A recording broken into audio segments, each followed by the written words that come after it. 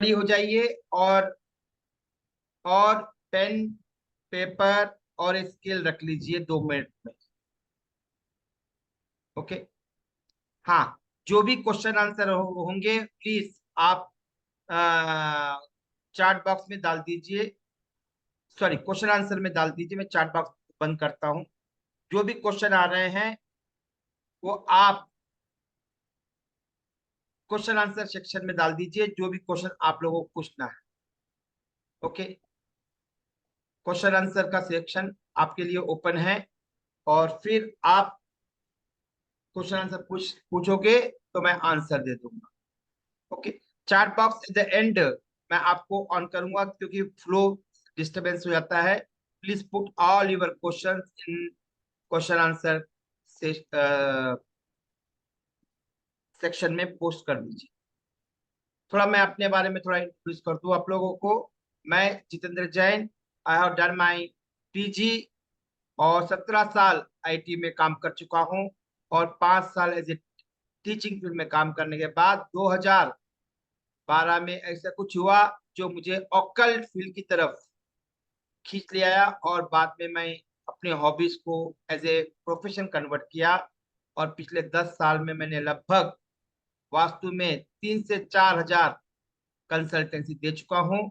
और न्यूमरोलॉजी के अंदर लगभग 12 से 13 हजार पेड कंसल्टेंसी दे चुका हूं, और साथ साथ लगभग 4 हजार फ्री कंसल्टेंसी भी दी है। और लगभग 7,000 प्लस स्टूडेंट्स को मैंने ट्रेन किया है इन वास्तु, एस्ट्रोलॉजी एंड न्यूमरोलॉजी। तो चलिए, और मेरा वेबसाइट है सहजवास्तु.com, सहजवास्तु.in, jjnam.सहजवास्तु.com। इसको भी आप विजिट कीजिए, मैं यहाँ पर डाल दूंगा। और मेरे फेसबुक, इंस्टाग्राम और यूट्यूब से भी जुड़िए, ताकि आप लोगों को बहुत कुछ सीखने मिलेगा। यहाँ पर लगभग 280 लोग ज्वाइन हुए हैं। उन सबसे कहूंगा कि आज पूरा फोकस होकर सुनिए। फोकस होकर सुनोगे तो लर्निंग होगी। इसके लिए आपको 3, 4 page, 5 page white pages, scale, sharpener, eraser और पेंसिल और एक पेन जरूर रख लीजिए। पॉइंट्स को आप लिखते जाइए, ताकि आपको बहुत कुछ मिलेगा। इस 4 दिन में हम क्या क्या सीखने वाले हैं मैं बता देता हूँ आपको। 1 मिनट देना।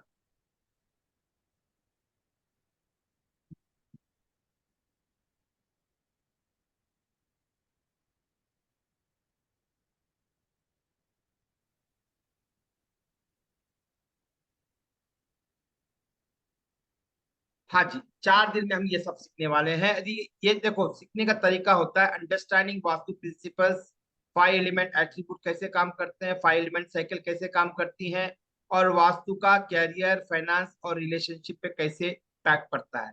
फिर वास्तु 32 इंस्टेंसेस, 60 जोन, 32 इंस्टेंसेस कैसे व्यू करते हैं, और बार चार्ट कैसे ड्रॉ करना है, उसका मीनिंग क्या है। और साथ साथ आप सीखोगे हेल्थ रिलेटेड, वेल्थ रिलेटेड, उनको कैसे आप बैलेंस करोगे। और फिर बाद में आपको बेसिक इंट्रोडक्शन दूंगा, 45 देवता कैसे हमें हमारे जीवन में प्रभावित करते हैं वास्तु के अंदर और एस्ट्रोलॉजी के अंदर, और साथ साथ हमारे आयुर्वेदा और यूनानी में भी ये 45 देवता कैसे अफेक्ट करते हैं, कैसे कंसिडर किया जाता है। इन सब की जानकारी आपको मिलेगी।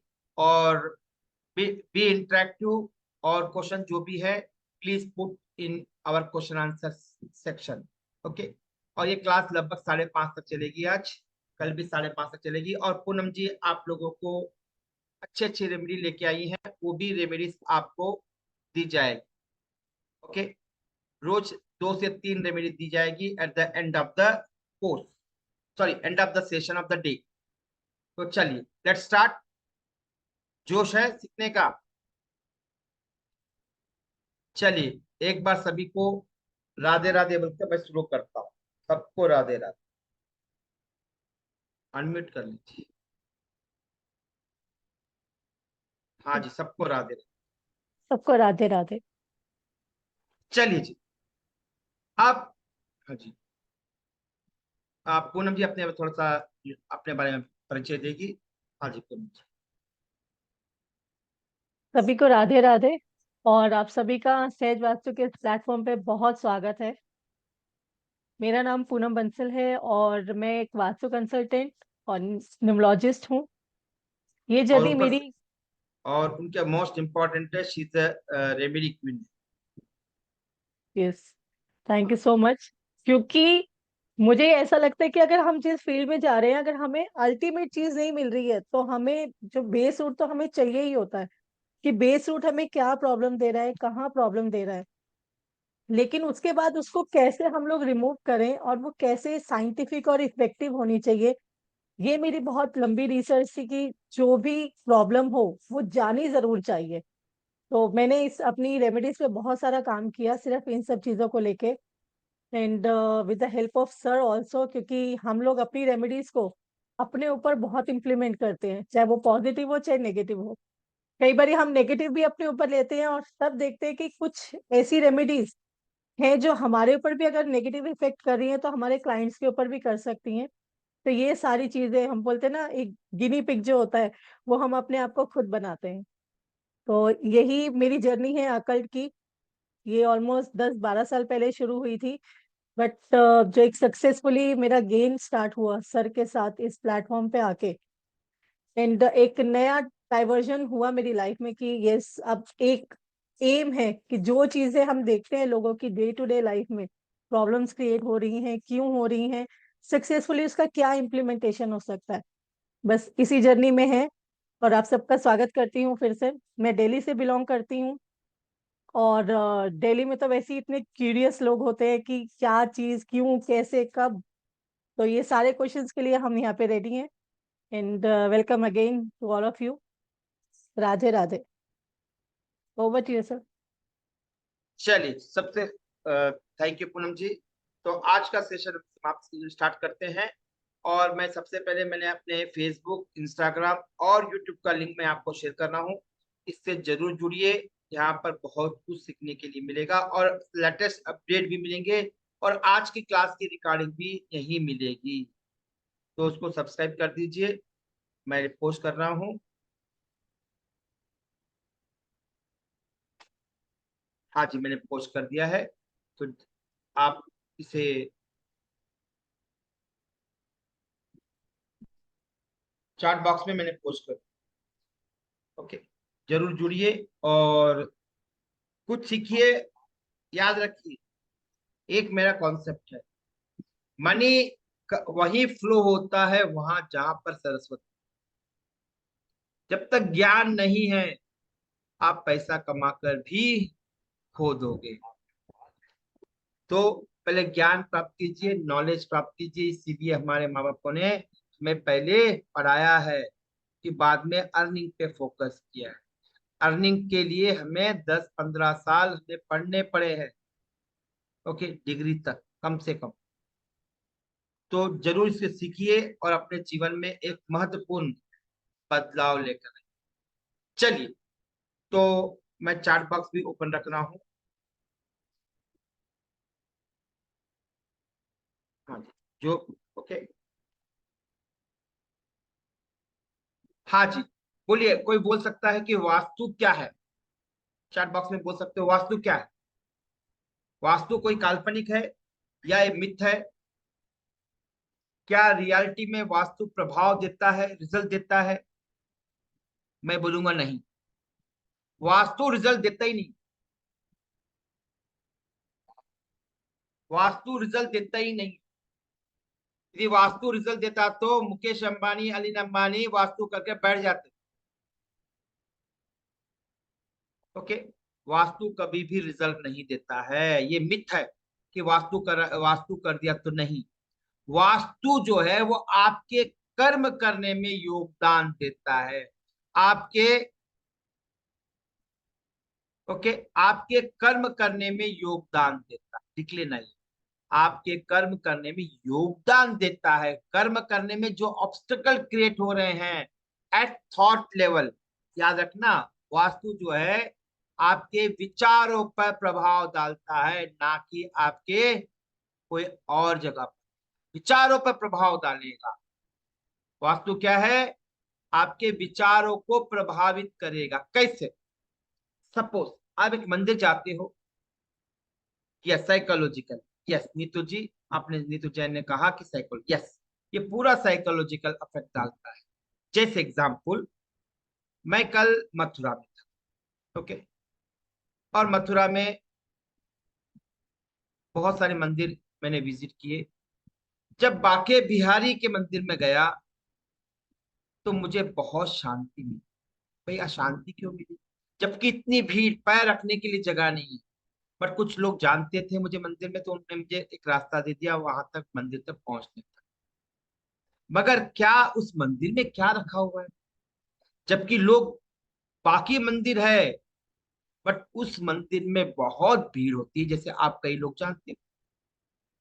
तो मैं ये सोच रहा था कि वहीं पर, कि इस मंदिर में ऐसा क्या है कि जो इतना प्रभावशाली है, और लोग कहाँ कहाँ से आते हैं, इतनी भीड़ में भी चप्पल पहनते नहीं है, भी भीड़ में भी पैर कुंदल रहे हैं, फिर भी लोग दर्शन करने आते हैं, एक झलक पाने आते हैं उस परमात्मा। तो क्या है एक वास्तु के, आखिर वास्तु इतना क्यों प्रभाव है? क्या उस वहां पर रखी हुई मूर्ति का प्रभाव है? यहाँ मैं मूर्ति ले रहा हूँ यहाँ पर, समझने की बात, कोई वो नहीं कर रहा हूँ। ओके, वहां पर रखी हुई मूर्ति का प्रभाव है, या उस बिल्डिंग का स्ट्रक्चर है? यस, वहां के रखी हुई बिल्डिंग का जो स्ट्रक्चर बनाया गया है वो अट्रैक्टिव है। जैसे तिरुपति का मंदिर है, गिरनार जी का जैन मंदिर है, पालिथाना का है, और ऐसे ऐसे कई, माउंट आबू का मंदिर है, ऐसे महाराष्ट्र में कृष्ण जी का मंदिर है।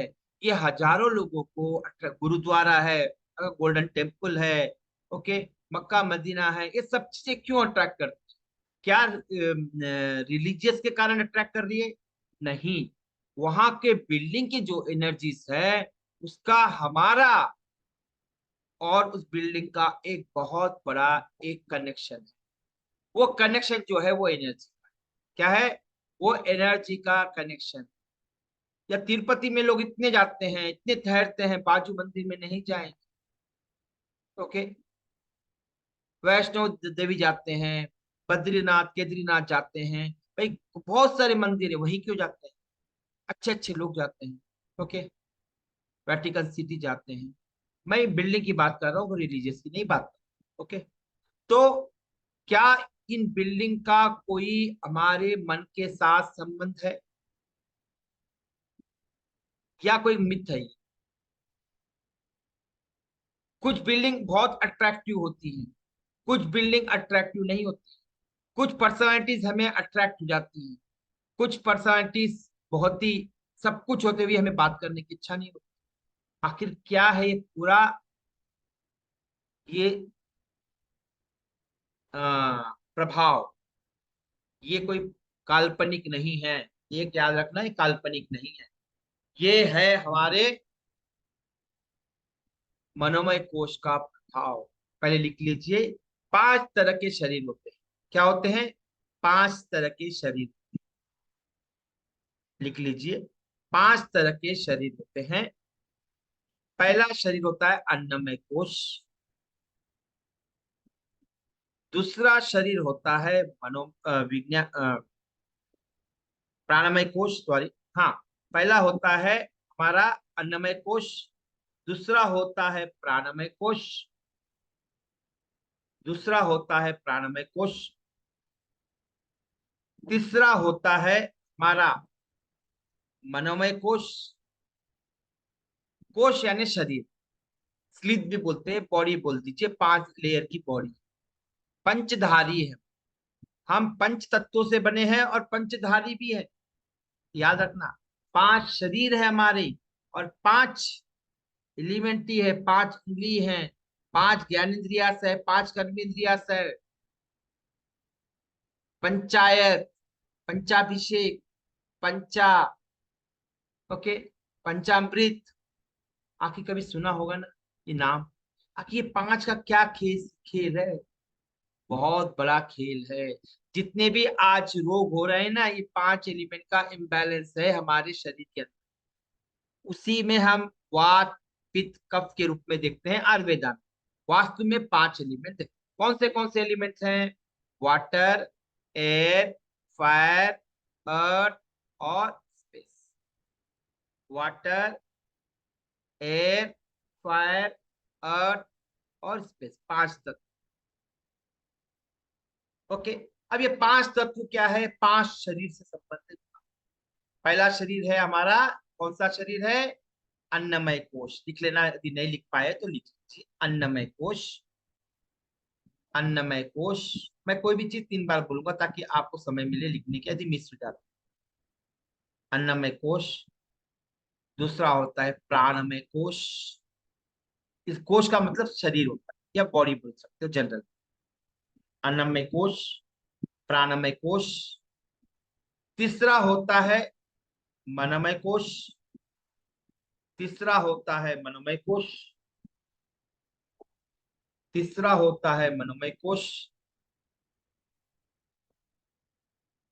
चौथा है विज्ञानमय कोश यानी इंट्यूशन बॉडी, जिसे हम बोलते हैं इंट्यूशन हो गया, इंट्यूशन हो गया, वो इंट्यूशन बॉडी है। और पांचवा है आनंदमय कोश। कभी आपने देखा होगा इस कान में भजन करते हैं, वो आनंद, वो वो जो भजन है हरे रामा हरे कृष्णा वाला, इस कान में जो बजता है ड्रम के साथ, ताल के साथ, वो आपको आनंदमय कोश में ले जाता है। समझ में आया? आनंदमय कोश जो आप सबसे कट होके मजा आने लग जाता है, वो आनंदमय। अब देखो, 5 शरीर है। विज्ञानमय कोश, विज्ञानमय कोश, फिर से बोलता हूं, अन्नमय कोश। दूसरा है प्राणमय कोश। तीसरा तीसरा है मनोमय कोश। चौथा है विज्ञानमय कोश। पांचवा है हमारा आनंदमय। हमारा उद्देश्य जो है समाधि अवस्था में जाना। हमारा एक ही उद्देश्य है संसार में आने का, उस परमात्मा में लीन हो जाए, ताकि हमारा जो जन्म है दोबारा न, जन्म दोबारा न हो, उस परमात्मा में लीन हो जाए। उसी को हमने क्या कहा? समाधि अवस्था क्या कहा? या बोधि बोध की बोधि अवस्था कहा, या मोक्ष कहा उसी को। एक अवस्था है, कोई एक अवस्था है, वो कोई शरीर छोड़ता नहीं है, वो अवस्था है, उसी को हम आनंदमय कोश कहते हैं। ओके। अब जो आनंदमय कोश तक पहुंचने के लिए हमें 4 स्टेप तक पहुंचना पड़ेगा। पहले अन्नमय कोश पर काम करना पड़ेगा, फिर प्राणमय कोश पर काम करना पड़ेगा, फिर मनोमय कोश पर काम करना पड़ेगा, और फिर आपको विज्ञानमय कोश, देन आनंदमय कोश।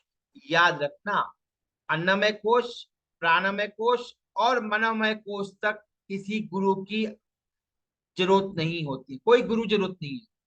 आप योगा कर सकते हो। गुरु का मतलब ये नहीं बोलूं मैं, टीचर तो हर आदमी में, हमारे जीवन में हर एक गुरु होता है।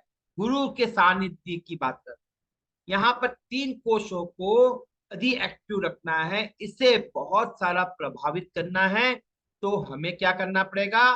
हमें फिजिकल एक्सरसाइज, अन्नमय कोश के लिए फिजिकल एक्सरसाइज करनी पड़ती है। इसीलिए कहा ये 3 कोशों तक कोई गुरु की आवश्यकता नहीं होती है।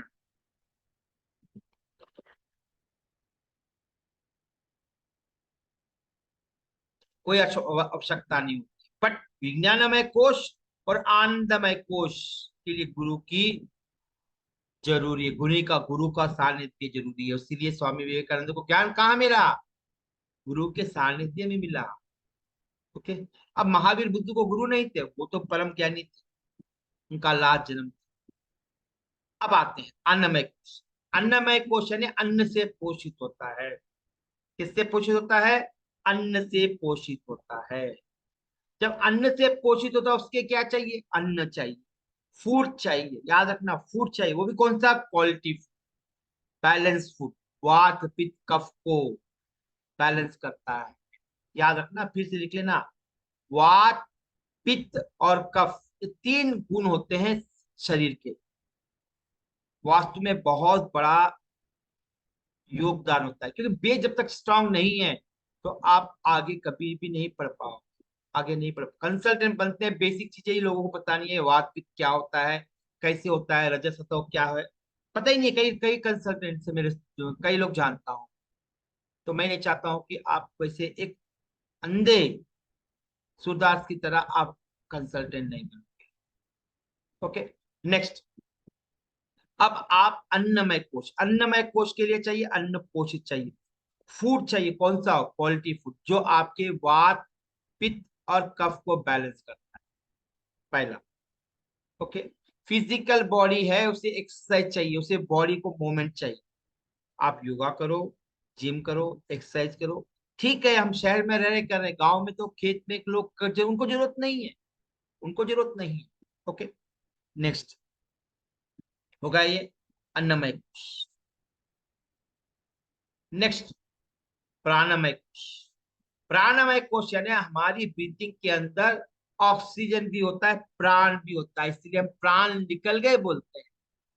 ओके, प्राण निकल गए बोलते हैं, हम ये नहीं बोलते श्वास रुक गई, कभी नहीं बोलते, ये वेस्टर्न साइंस बोलता है, बट हम प्राण निकल जाते हैं। प्राणमय कोश में प्राण होता है, इसीलिए प्राणायाम कहा गया है। उसका आहार क्या है? हम जो प्राणायाम करते हैं वो क्या है? वो हमारा फूड है, किसके लिए? दूसरे लेयर के लिए। दूसरे लेयर के लिए फूड क्या है? प्राणायाम है। Okay? अब तीसरे लेयर पे आते हैं, मनोमय कोश, मन से संबंधित है। मंदिर, मस्जिद, ये क्या है? ये सब क्या है? मन को धारण करते, मन को स्ट्रेंथ देते हैं। जैसे आप एक्सरसाइज करते हो तो आपकी फिजिकल बॉडी स्ट्रेंथ आती है, वैसे ही प्राणायाम करते तो आपकी औरिक बॉडी, जो औरा होता है, जिसमें भी बहुत सारे कलर्स होते हैं, 5 तो कलर होते हैं, ग्रे होता है, ब्लैक होता है, मैंने खुद देखे। ओके, मेरा अपना फोटोग्राफी स्टूडियो है, जो ऑरिक लेयर पे मैं रिसर्च करता हूँ वो। ओके, वहां पर मैंने देखे हैं लोगों के ब्लैक ऑरास देखे हैं, ग्रीन भी देखे हैं, डार्क देखे, पैचेस देखे हैं, पैरासाइट देखे हैं ऑरास में। तो ये ऑरा होता है, जब हम प्राणायाम करते हैं उसका फुट है वो। बट मनोमय कोश दिखाई नहीं देता है, प्राणमय कोश दिखाई नहीं देता है, खाली दिखाई देता है हमारा अन्नमय कोश।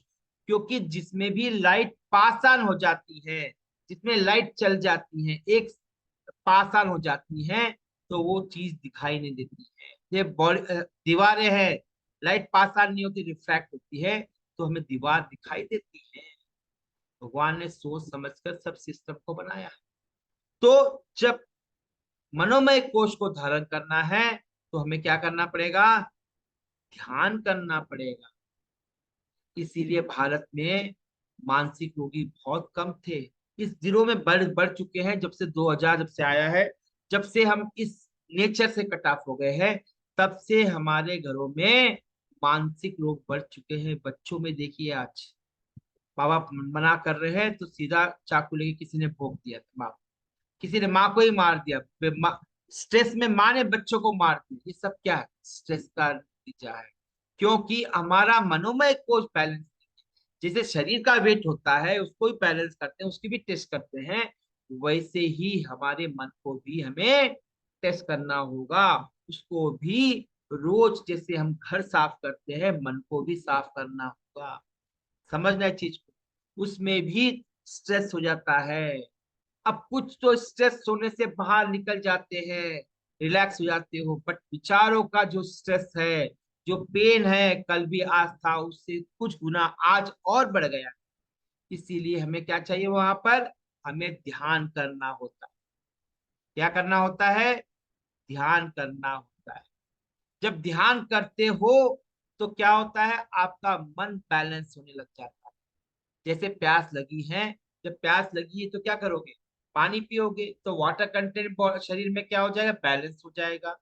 तो उस तरह से मन भी बैलेंस हो, मन भी एक इंद्रिय है। हम 6 इंद्रिय वाले हैं, 5 इंद्रिय वाले जीव है, हम 6, भगवान ने हमें और एक इंद्रिय दी।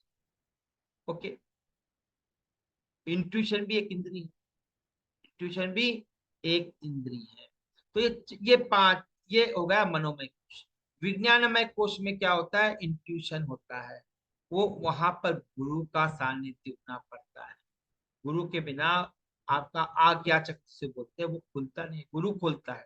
इसलिए गुरु की बहुत बड़ी महिमा है।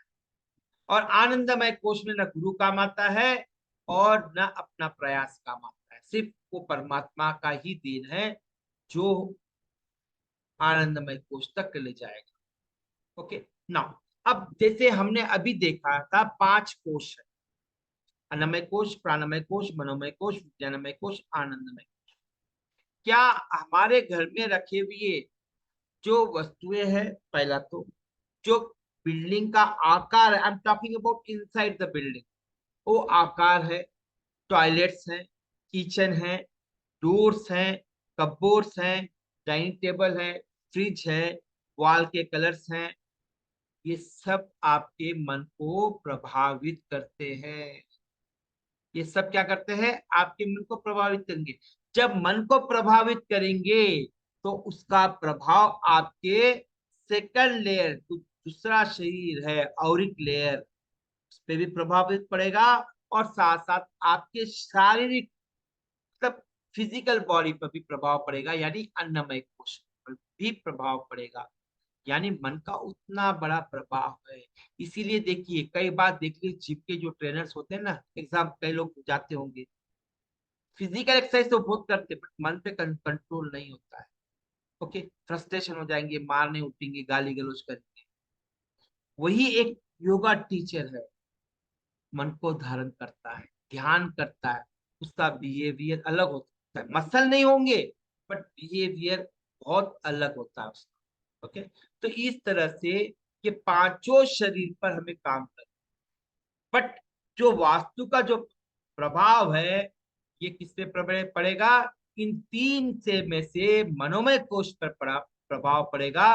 वास्तु का साइकोलॉजिकल प्रभाव पड़ता है, उसका निगेटिव इम्पैक्ट आप शरीर पे देख सकते हो और एक लेयर पे देख सकते हो। एक अच्छे से मंदिर में जाके थोड़ी देर बैठ जाइए, और यदि ऑरा चेक करना आता है तो देख लीजिए आपके ऑरा में सन बढ़ जाएगा।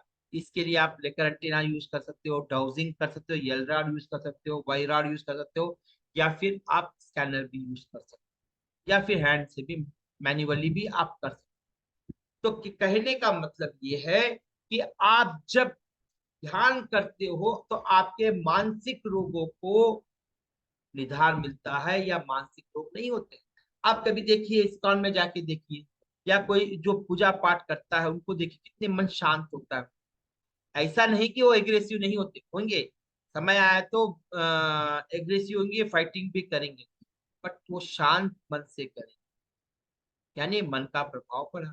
इसीलिए मंदिर जो है, मन का, मन की जो इंद्री है उसे बैलेंस करने का स्थान है। वास्तु जो घर का वास्तु है ही नहीं, घर का वास्तु है ही नहीं है। एक्चुअली जो हम वास्तु घर बोल रहे हैं, होम वास्तु, ये एक्चुअली मंदिर की जो वास्तु है, जिसे हम इंग्लिश में बोलते हैं टेम्पल वास्तु, उसका ही एक छोटा सा पार्ट है। तो एक्चुअली देखा जाए तो कहीं भी नहीं मिलेगा आपको घर का वास्तु। मंदिर के वास्तु को लेकर हमने घर को स्थापित किया है। तो सबसे पहले जो वास्तु आया था वो मंदिरों के लिए आया था। ओके, अब आप, बाद में लोगों ने उसको घर में अप्लाई किया, और जो पाकिस्तान में जो 10,000 साल पहले जो बिल्डिंग भी थी, वहां भी वास्तु के हिसाब से ही घर बने थे।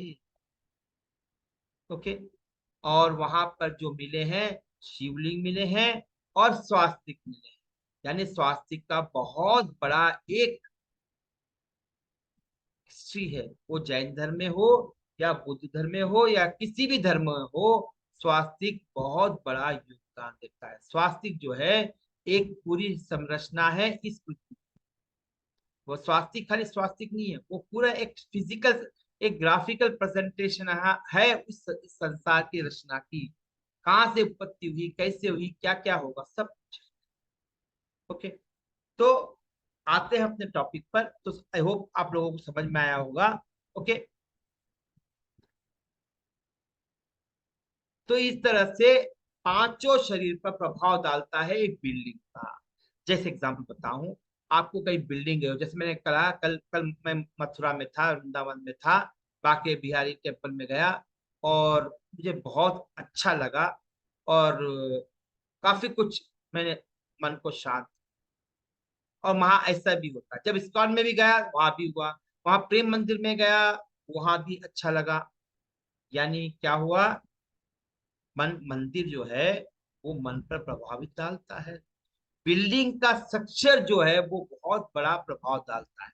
यदि मैं आपके घर में आकर ऐसी कोई अश्लील पिक्चर लगा दूं, क्या आपके अपने भावों पर कंट्रोल रहेगा? क्या उसका निगेटिव प्रभाव नहीं पड़ेगा? वहीं आपको स्वामी विवेकानंद की, महावीर की, बुद्ध की, गुरु नानक की, ओशो जी की, विद्यासागर महाराज की, सबकी डाल दो मैं फोटो, अच्छे अच्छे फोटो, क्या उसका प्रभाव नहीं पड़ेगा? यस पड़ेगा। क्या कभी आपने देखा है कि एक प्रेग्नेंट लेडी होती है तो उसमें क्या करते हैं, उसको अच्छे सोते हुए एकदम हंसते हुए बच्चे को फोटो लगाते हैं, रोते हुए बच्चे या मरे हुए बच्चे को फोटो कभी देखा आपने? नहीं देखा ना। क्योंकि उस फोटो का भी प्रभाव पड़ता है, उस पर भी तो प्रभाव पड़ेगा और साथ साथ उसका बाई प्रोडक्ट पर प्रभाव पड़ेगा बच्चे पर। यानी एक फोटो आपको बहुत कुछ मन पर प्रभाव डालती है। क्या घर में रखी हुई जो चीजें हैं, जो ऑब्जेक्ट्स हैं, क्या वो प्रभाव नहीं डालेंगे? यस, प्रभाव डालेंगे। आपके घर चीज में हर चीज जो घर में रखी हुई चीजें हैं उसका प्रभाव रहेगा। सपोज आप कभी देखा होगा दीपावली के समय, अभी आप पिछले 1 महीने पहले ही आपने इस घर को साफ किया होगा, तो आपको रिलैक्सेशन मिला होगा, बहुत स्ट्रेस लेवल कम हुआ होगा। क्योंकि जब सामान हेवी हो जाते हैं तो उसका प्रभाव पड़ता है। यदि आप मानो न मानो, बट प्रभाव पड़ता है। कुछ लोग अहंकार के कारण नहीं मानते हैं, बट नेचुरल देखा जाए तो प्रभाव पड़ता है। घर के सामने कोई एक पेड़ हो तो उसका भी प्रभाव पड़ता है। घर के अंदर जो जो चीजें रखी है व्यवस्थित नहीं है, वो भी प्रभाव पड़ेगा। घर में पेंट प्रॉपर नहीं है दीवारों पर, उसका भी प्रभाव पड़ेगा। कर्टन गंदे हैं, उसका भी प्रभाव पड़ेगा। एक सपोज डाइनिंग टेबल कट्टा पैर टूटा हुआ, उसको पत्थर लगा के लोग चलाते हैं, कहीं भी चलाना पड़ता है ना, लोगों की मजबूरी हो जाती है। मैं उसे इसे समझाने के लिए बता रहा हूँ ना, otherwise I don't know any meaning to criticise anybody. Okay, सिर्फ समझाने के लिए। तो वहां पर क्या होता है, उससे भी निगेटिव प्रभाव पड़ता है। और वहां पर उसका पेंट निकल गया डाइनिंग टेबल का, उसके ऊपर टेबल मैट डाला हुआ है वो अच्छा नहीं है, तो प्रभाव पड़ता है ना। पेंट निकले हुए हैं, ओके, बाथरूम गंदा है तो उसका भी प्रभाव पड़ेगा। कपड़े आप रोज फ्रेश नहीं पहन रहे हो, 2 दिन में एक बार चेंज कर रहे हो, कुछ लोग नहाते नहीं है, 4-4 5-5 दिन नहीं नहाने वाले मिल जाएंगे आपको, तो उनका भी प्रभाव क्या बाकी लोगों पर उन पे तो पड़ेगा ही पड़ेगा, उनके मनोस्थिति पे पड़ेगा। उनकी मनोस्थिति का प्रभाव उनके सराउंडिंग में जो साथ रह रहे हैं उन पे भी पड़ेगा। यानी एक मन का प्रभाव सब पर पड़ता है। क्या ये जानवरों में पड़ता है या मनुष्य में पड़ता है? यस, सभी जानवरों में। जिस बिल्डिंग में वो रह रहे हैं उसका प्रभाव पड़ेगा। जानवर क्या है, नेचुरल वे से रहते हैं। हम मनुष्य जो है आर्टिफिशियल हो गए, इसीलिए हम पर ज्यादा प्रभाव पड़ता है। क्योंकि वो जो भी रहेंगे नेचुरल रहेंगे ना, आर्टिफिशियल आता ही नहीं जानवरों को। हमने क्या किया, अपने नेचर के रूल्स को अपने अपने हिसाब से हमने उसे मोल्ड कर दिया। जब मोल्ड कर दिया क्या हो जाएगा, रिजल्ट भी वैसे ही आएंगे। रिजल्ट भी वैसे ही आएंगे जैसे आप चाहते हो, वैसे नहीं आते। वास्तु एक नेचुरल थेरेपी है। वास्तु क्या है, नेचुरल थेरेपी है बहुत सारे प्रॉब्लम्स की। इवन हेल्थ प्रॉब्लम तो है ही है, साइकोलॉजिकल प्रॉब्लम, स्पिरिचुअल प्रॉब्लम, और कोई भी प्रॉब्लम ले लीजिए, खांसी, सर्दी, बुखार, या खांसी सर्दी वायरल फीवर, इनको छोड़कर ज्यादातर जितने भी प्रॉब्लम्स है वो साइकोमेटिक, साइकोलॉजिकल बोलो या साइकोमेटिक। ओके, अब जितने भी साइकोलॉजिकल प्रॉब्लम हैं उन सबका प्रभाव वास्तु से आप कंपेयर कर सकते हो। ओके, एक स्ट्रेस इन्वायरमेंट में रह रहे हो, वो भी तो प्रॉब्लम है। एक घर में भी स्ट्रेस, ऑफिस में भी स्ट्रेस।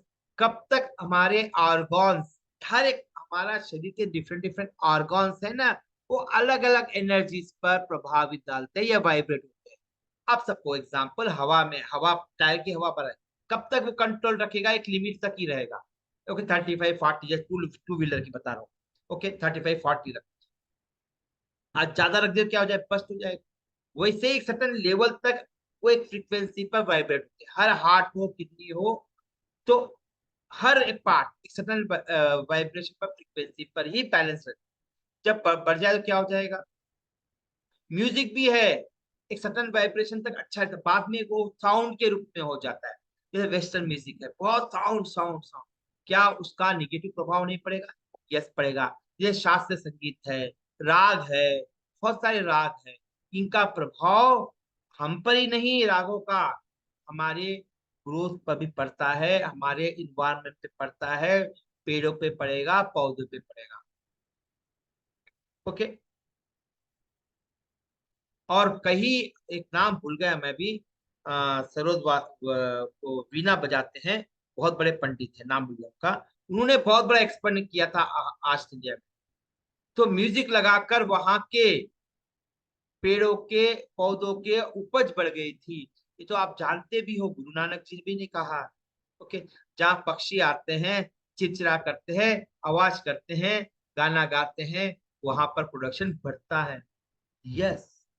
वैसे ही हमारे मन का प्रशांत होना, शांत होना, या उग्र होना मन का भी एक कारण वास्तु है।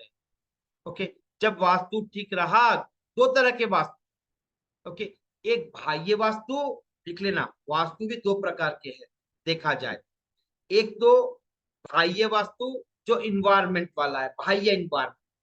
दूसरा है आंतरिक वास्तु जो हमारे मन का वास्तु। ओके, दो तरह का वास्तु है। एक है हमारा इन्वायरमेंट वाला वास्तु, दूसरा है हमारा मन का वास्तु। ओके। इन दोनों को बैलेंस करना पड़ेगा।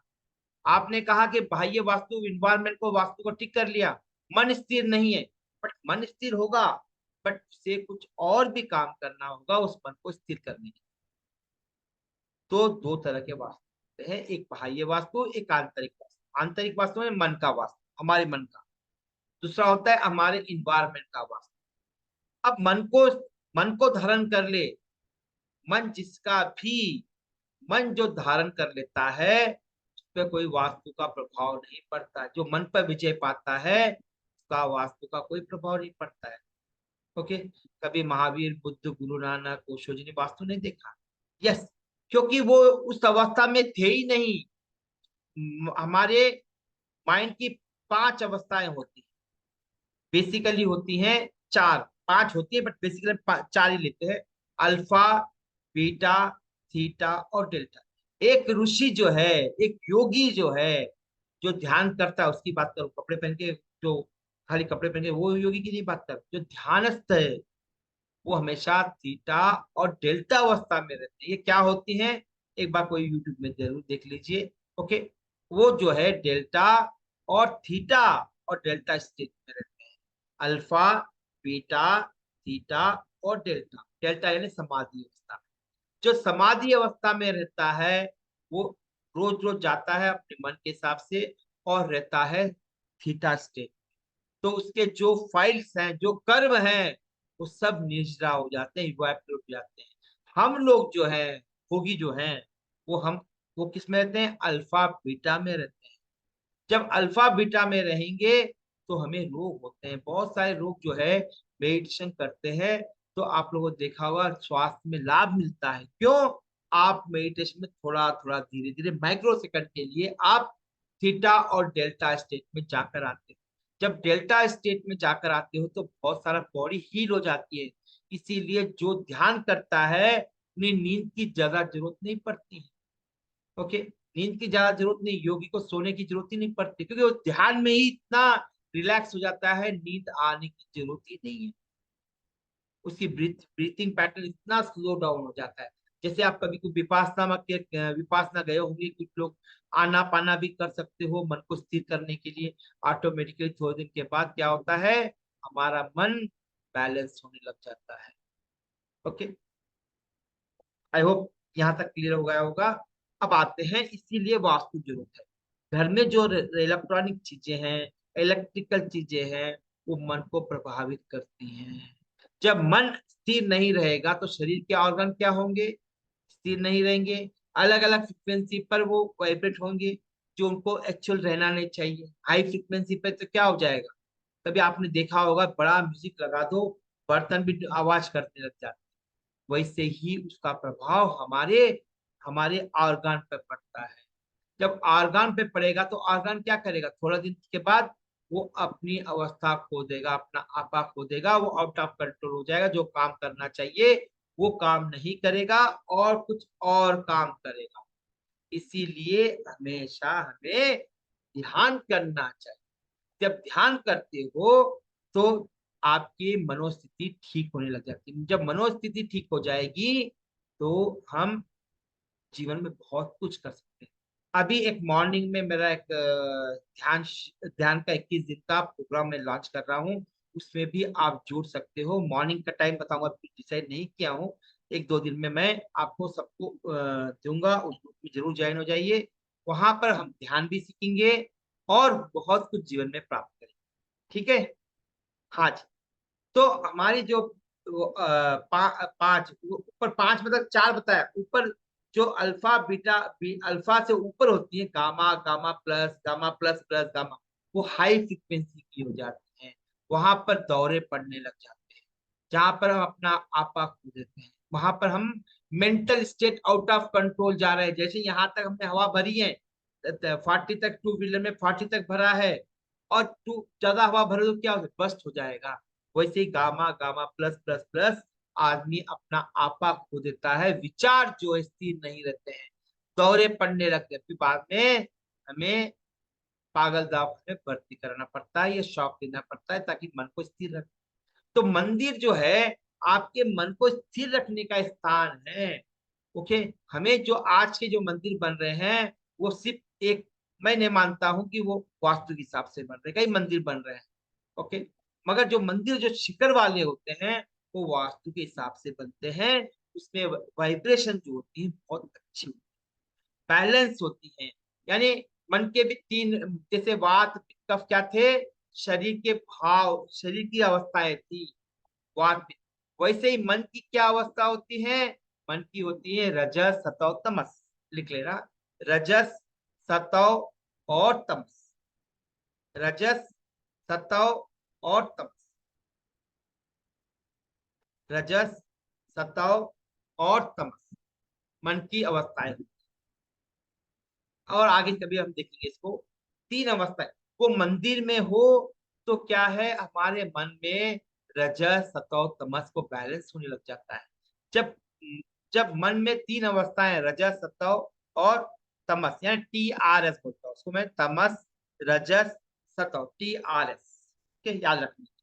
तो वो जब बैलेंस होने लग जाएगी तो क्या हो जाएगा, हमें में हमारे मन में बहुत सारे आवेग जो होते हैं वो बैलेंस होने लग जाएंगे। अब इनको सबको बैलेंस करना है तो क्या करना पड़ेगा, कुछ सटल रूल्स है आज के हिसाब से। जो मॉडर्न गुरुस हैं, जो बहुत सारे, जैसे मेरे गुरु हैं खुशदीप बंसल जी, उन्होंने बहुत कुछ बड़ा रिसर्च किया है। और रिसर्च कर कर आज के हिसाब से वास्तु को कैसे यूटिलाइज करें, उसी प्रिंसिपल को इन मॉडर्न वे से। ओके। और उसी को मैं आगे इसको पढ़ा रहा हूँ। ओके। नाउ मैं महावास्तु आचार्य हूँ, वैदिक वैदिक वास्तु आचार्य हूँ, पैरा वास्तु आचार्य हूँ, आयदी वास्तु आचार्य हूँ।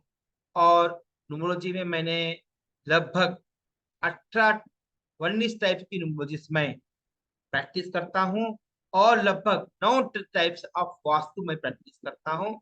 और लगभग मैंने, ऐसा नहीं है कि जो इन सबको अप्लाई नहीं, हर क्षण में अलग अलग अप्लाई करता हूँ, क्योंकि सभी रूल्स के कि एक एक ही घर में अप्लाई नहीं।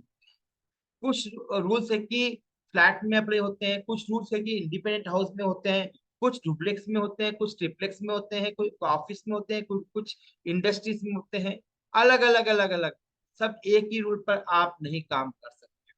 क्या आप खाना बना रहे हो, चावल को सभी एक ही तरह से बना पाओगे, नहीं ना। हर एक के रूल, आटा जैसे रोटी बनाना है तो रोटी पराठा बनाना है उसका रूल अलग है, रोटी बनाने का अलग है, लच्छा पराठा का अलग है।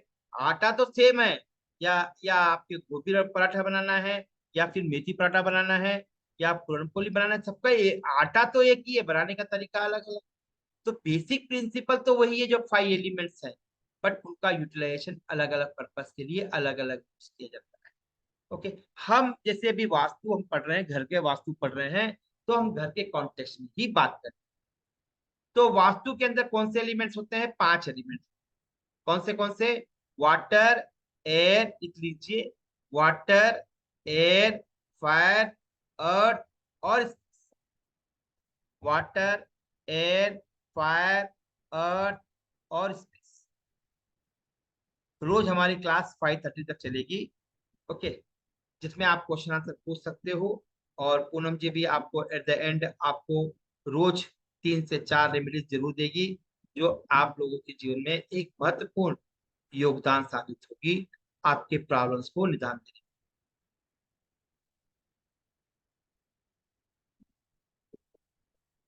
चलिए लिख लीजिए, वाटर, एयर, फायर, अर्थ और स्पेस, इसी ऑर्डर में याद रखना। वाटर का मतलब क्या है हम अभी देखते।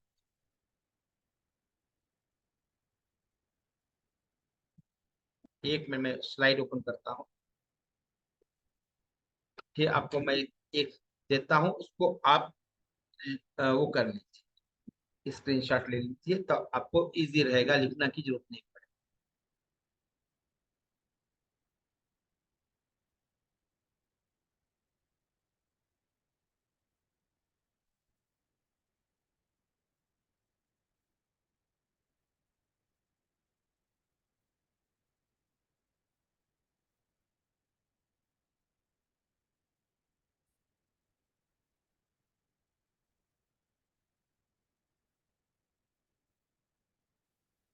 आज इसको प्रिंट आउट ले लीजिए, एक बार स्क्रीनशॉट ले लीजिए इसका सभी लोग।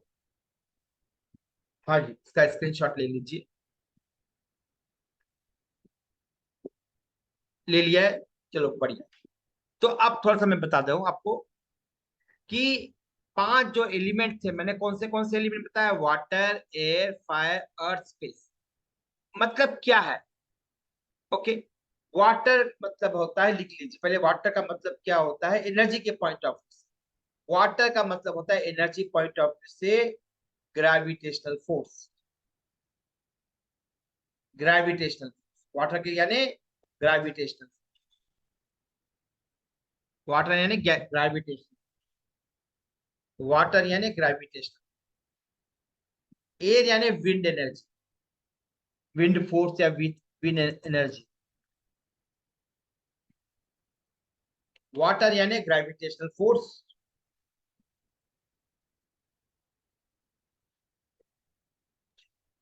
अच्छा, स्क्रीन शेयर नहीं हुआ? हुआ जी नहीं, मेरे हो लैपटॉप। गया है। हाँ, हो गया। हाँ जी, ओके। वाटर जो आपको स्क्रीन शेयर करता हूँ, मेरे साइड में लैपटॉप और एक रखा हुआ, वो मैं चेक करता हूँ। ओके, इसीलिए शेयर हुआ है। हाँ जी, और जो वाटर है, वाटर का मतलब होता है ग्रेविटेशनल फोर्स। लिख लेना, ये इसमें नहीं है वो लिख लेना साइड। वाटर यानी ग्रेविटेशनल फोर्स, एयर यानी विंड एनर्जी। ओके, एयर यानी विंड एनर्जी, एयर यानी विंड एनर्जी। फायर यानी सोलर एनर्जी, फायर यानी सोलर एनर्जी, फायर यानी सोलर एनर्जी। अर्थ यानी मैग्नेटिक एनर्जी, अर्थ यानी मैग्नेटिक एनर्जी। स्पेस यानी कॉस्मिक एनर्जी, स्पेस यानी कॉस्मिक एनर्जी, स्पेस यानी cosmic energy. Okay,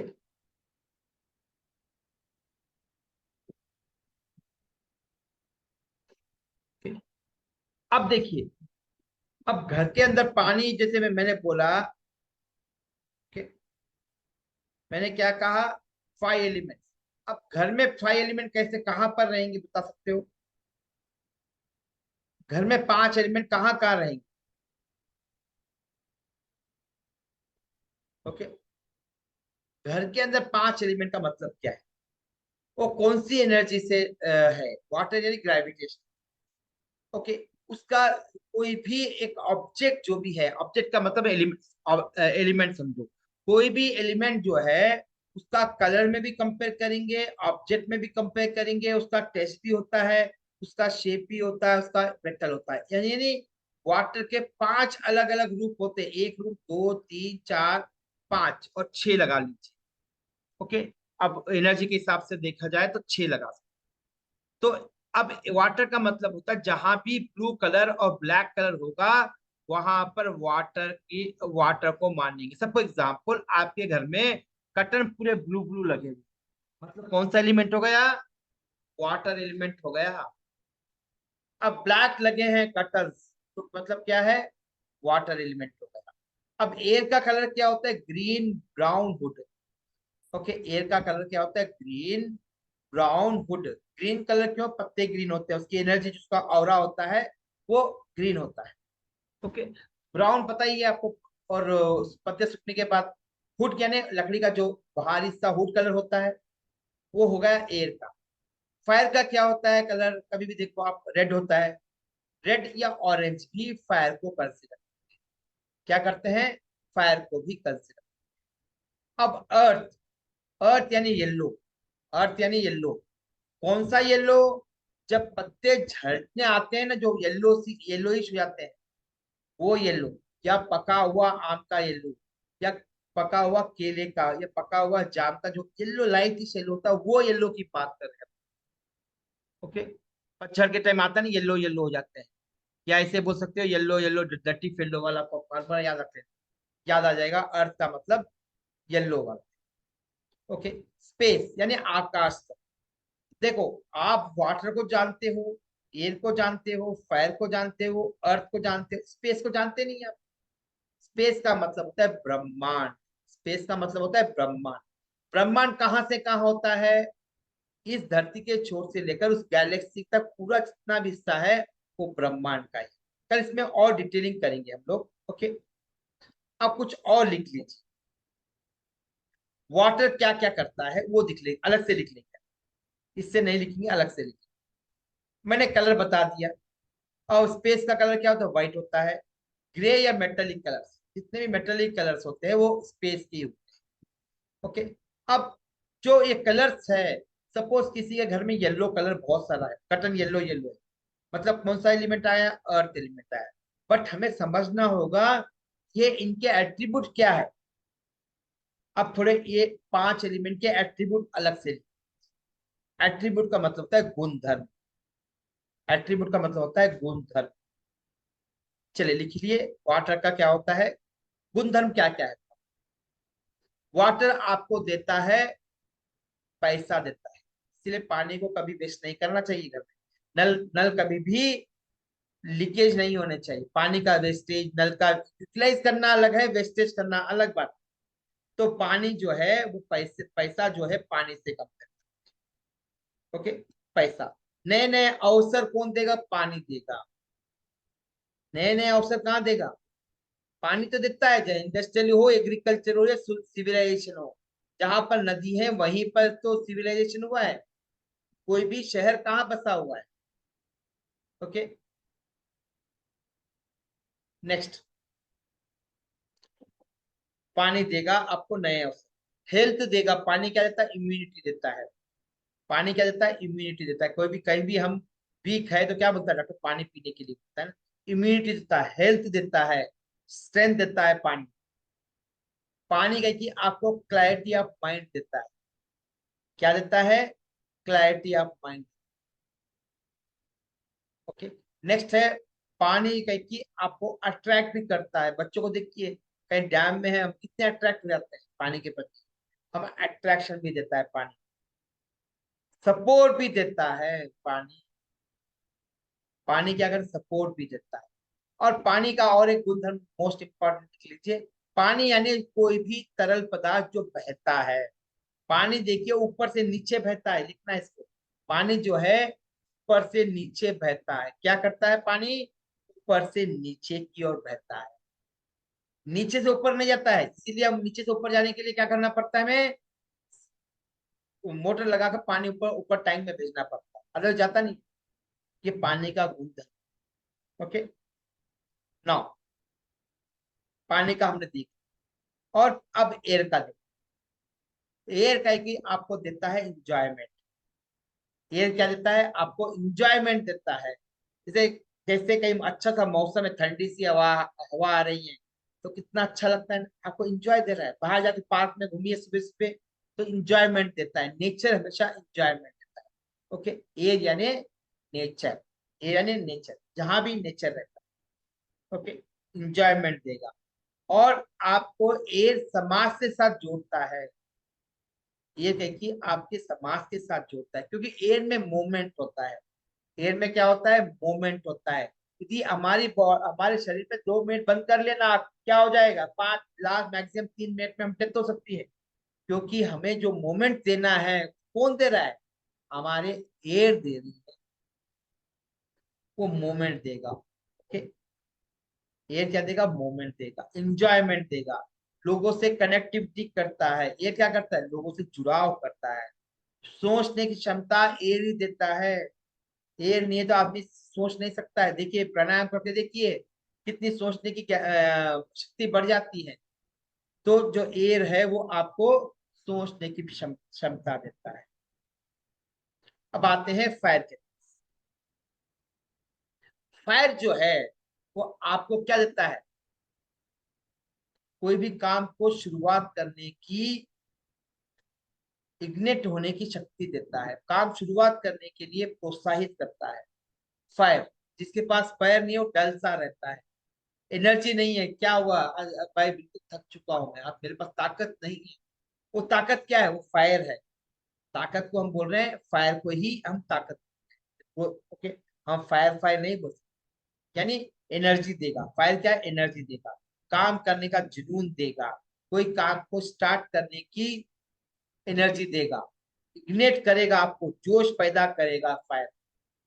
okay, confident देता है। फायर क्या देता है? कॉन्फिडेंस देता है, विल पावर देता है, आपको विल पावर देता है। ओके, आपको मान सम्मान, समाज में मान सम्मान, आपका आत्मविश्वास भी दिलाता है। यानी फायर जो है आपको मान सम्मान भी दिलाएगा समाज में। ओके, जब कॉन्फिडेंट रहेगा तो आपके कैश फ्लो को भी ये जल्दी करता है, एनर्जी देता है लाइफ। फाइटिंग स्पिरिट देता है फायर। फाइटिंग बाउंस बैक हुआ तो लड़ने की क्षमता देता है फायर। ओके, अभी तक हमने क्या किया? वाटर, एयर, फायर के गुण धर्म समझे। अब देखते हैं हम, अब देखते हैं हम। ओके, अब क्या करेंगे हम लोग? देखेंगे कि अर्थ क्या देता है। अर्थ देखो, ठहराव देता है, स्थिरता देता है, स्थिरता देता है, रिजल्ट देता है, लाइफ में रिजल्ट देता है। आप जो सांस सोचते हो उसका वो आएगा नहीं आएगा, वो आपका अर्थ एलिमेंट बताता है।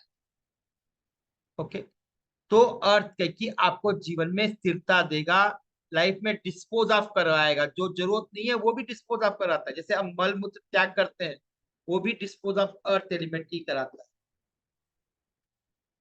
आपको डिप्रेस से बाहर निकलेगा अर्थ ही।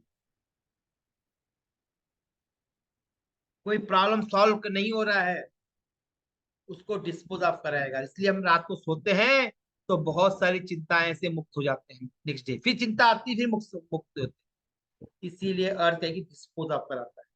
वो विचार के पॉइंट पे हो सकता है, या मनी के पॉइंट ऑफ व्यू सकता है, रिलेशनशिप के पॉइंट ऑफ व्यू, कुछ भी डिस्पोज ऑफ कराए। मैं यानी डिस्पोज ऑफ का मतलब है विसर्जन। क्या करवाएगा? विसर्जन करवाएगा। कौन? Earth element. अर्थ एलिमेंट आपको स्किल भी देता है। स्किल का मतलब है प्रज्ञा देता है। अर्थ एलिमेंट आपको प्रज्ञा भी देता है। रिलेशनशिप बॉन्डिंग देता है, रिलेशनशिप बॉन्डिंग देता है अर्थ एलिमेंट। लाइफ में स्थिरता देता है, उतार चढ़ाव से आपको बैलेंस करेगा लाइफ। कौन सा? Earth element. क्योंकि जब तक अर्थ एलिमेंट नहीं, 5 एलिमेंट को नहीं जानोगे तो वास्तु के प्रभाव को भी नहीं समझ। ओके, नेक्स्ट रही स्पेस एलिमेंट, कॉस्मिक एनर्जी, आपको मन को धारण करेगा। मन को शांत करेगा, गेन देगा, प्रॉफिट देगा, प्रॉफिट देगा, गेन देगा, सेविंग करवाएगा, आपको डिमोटिवेट से बाहर निकालेगा, डिमोटिवेशन से बाहर निकालेगा स्पेशल। ओके, तो ये थे मोटे मोटे रूप में पांचों एलिमेंट के गुणधर्म। क्या थे? पांचों एलिमेंट के गुणधर्म। अब आगे और देखते हैं। okay, अब घर के अंदर ऑब्जेक्ट कैसे रहेंगे? ऑब्जेक्ट मतलब आइटम, सिंपल बोला जाए तो आइटम कैसे दिखेगा? कौन से आइटम? या इसे ऐसा बोलो, ये पांच तत्वों के साथ कौन से घर में आइटम हो? वाटर यानी बोरिंग, अंडरग्राउंड वाटर, बोरिंग जहां भी रहा वो आपका कहलाएगा पानी, अंडरग्राउंड वाटर। और पिट यानी गड़ा, वो सब किससे रिलेटेड है? वाटर से। और एट से क्या है? गार्डन, जहां भी गार्डन है, छोटा हो बड़ा हो, प्लांट्स। ओके, ये और बालकनी और शेफ्ट, ये सब एयर एलिमेंट। फायर, फायर यानी जहां भी गैस बर्नर हो या हीटर हो, गीजर हो, ये सब क्या है? फायर से रिलेटेड। घर का चूल्हा हो, गैस गैस गैस बर्नर हो या लकड़ी बना रहे हो, यानी गांव में क्या है? लकड़ी, लकड़ी से खाना बनता है ना, आज ही बनता है। ओके, जैसे मैं आया था, कई लोगों पर घर जो है वो बनाते हैं, लकड़ी भी बनाते हैं। तो क्या है वो? फायर। या पानी गर्म करेंगे ठंड के दिन, वो सब क्या है? फायर। यानी जहां पर चूल्हा है वो सब क्या है? फायर। अर्थ का मतलब क्या है? अर्थ का मतलब क्या है? अर्थ का मतलब ठहराव। ठहराव कहाँ पर होता है? घर में जहां पर स्टोर होता है वो ठहराव होता है, वहां पर हम स्टोर कर लेते हैं। क्या करते हैं? हम वहां पर स्टोर कर लेते हैं।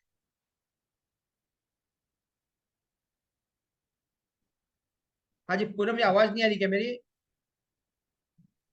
हाँ पूनम जी, आ रही है सर, बिल्कुल आ रही है। किसी ने लिखा था कि आवाज नहीं आ रही। हाँ जी, अर्थ का मतलब स्टोरेज, जहां भी स्टोर कर रहे हो वो अर्थ एलिमेंट है। अब ओवरहेड टैंक, ओवरहेड टैंक भी होता है ना हमारा, वहां पे पानी स्टोर करते हो, वो भी अर्थ एलिमेंट है।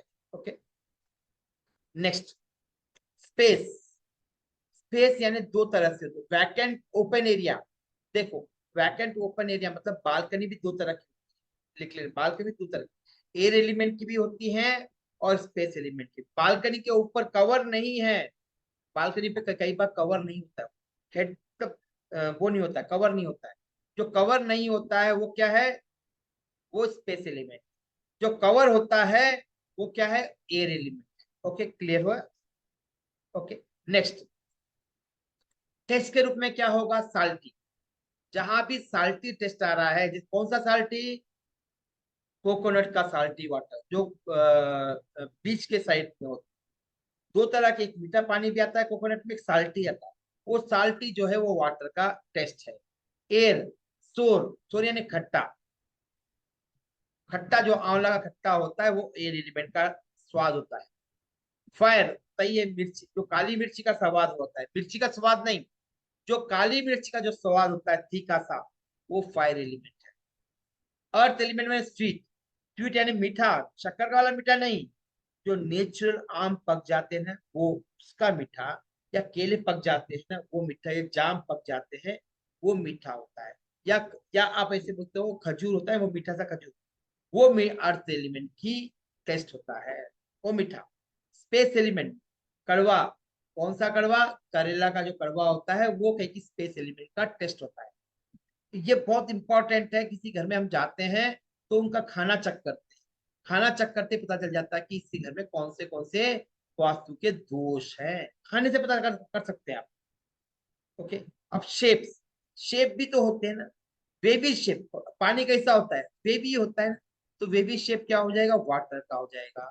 और रेक्टेंगल जो शेप है, या रेक्टेंगल ओवल शेप जो भी हो, क्योंकि झाड़ के ऐसे बढ़ते हैं ना, झाड़ के ऐसे बढ़ते हैं, उसका बेस जो है थोड़ा सा लंबा होता है, रेक्टेंगल के शेप में होता है, इसीलिए उसका शेप जो है रेक्टेंगल बना।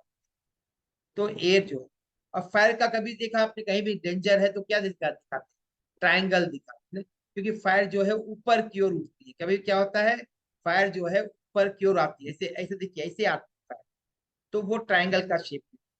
इसीलिए हम आसन में जब बैठते हैं तो जो ध्यान में बैठते हैं तो पैर डालकर पद्मासन में या सुखासन में बैठते हैं, तो हम जो ट्रायंगल बनता है वो भी ट्रायंगल ही बन रहा है, वो भी फायरी है। अर्थ, अर्थ को हमेशा हम स्क्वायर में ही लेते हैं, अर्थ को स्क्वायर में लेते हैं। क्यों लेते हैं जब आगे बताऊंगा। क्योंकि आपने मंदिर में भी देखा होगा जहां पर भगवान विराजते हैं वो भी स्क्वायर शेप में होता है। कभी देखना पुराने मंदिरों में जाके देखना, वो स्क्वायर शेप का ही होता है। उसके पीछे बहुत बड़ा रहस्य है, उसको कल बताऊंगा उसका रहस्य। और स्पेस का क्या होता है, सर्कुलर होता है, ऑलमोस्ट थोड़ा सा अंडे के आकार। ओके, ओवल शेप अंडे, थोड़ा सा क्या है, थोड़ा राउंड नहीं होगा, तो सर्कुलर आकार में होता है इसका शेप है। अब इसके मेटल भी होते हैं। वाटर का मेटल होता है एल्यूमिनियम। वाटर का एलिमेंट क्या होता है, मेटल क्या होता है, एल्यूमिनियम होता है। एयर का क्या होता है, SS304। फायर का क्या होता है, कॉपर। कॉपर यानी तांबा। ओके, ब्रास यानी, ब्रास यानी पीतल। स्पेस यानी आयरन यानी लोहा। और जो एयर का है, एक स्टेनलेस स्टील आता है, वो पर्टिकुलर एक ब्रांड होता है SS304, वो ब्रांड ही एयर एलिमेंट। इस तरह से हम कोई भी पंच तत्वों को अलग अलग कैटेगरी में डिवाइड कर सकते हैं, क्योंकि वास्तु में हम सब ये सब देखते हैं। ऐसा नहीं है कि कोई सपोज किसी घर में ब्लू कलर बहुत लगा हुआ है, मतलब वाटर कंटेंट पड़ा हुआ है। किसी के बहुत सारे बेबी शेप बहुत सारे हैं डिजाइन में। ओके, तो हाँ मतलब वाटर एलिमेंट देखेंगे। ओके, अब सपोज कहीं रेड लगा हुआ है, फायर देखेंगे। ओके, कहीं येलो लगा हुआ है तो हम उसे अर्थ एलिमेंट मानेंगे। तो कॉपर लगा हुआ, बहुत सारा कॉपर लगाते हैं कहीं। ब्रास, पर्टिकुलर ब्रास तो आपको बहुत मिल जाएगा, या स्टेनलेस स्टील मिल जाएगा, तो उसे हम एयर एलिमेंट मानते हैं। तो ये जो है ये बेसिक चीजें हैं, वास्तु को समझना है। ये तो नर्स प्ले स्कूल की बात है। ओके, ये सब जो है प्ले स्कूल की है, तो इसे समझना होगा। कल इसको आई होप आपको ने इसको प्रिंट आउट ले लिया होगा, इसका स्क्रीनशॉट ले लिया होगा। इसे बाद में नोट्स बनाकर अपने पास रखना, और फिर कल इस पे आप आगे चर्चा। ठीक है, किसी को डाउट है तो पूछ लीजिए। हाँ जी, इस टॉपिक में डाउट है तो पूछ लीजिए किसी को भी। मैं चैट बॉक्स ओपन कर रहा हूँ, और you can post your queries, I reply from here. हाँ जी, किसी को डाउट है? हाँ जी, कैसा लगा टॉपिक?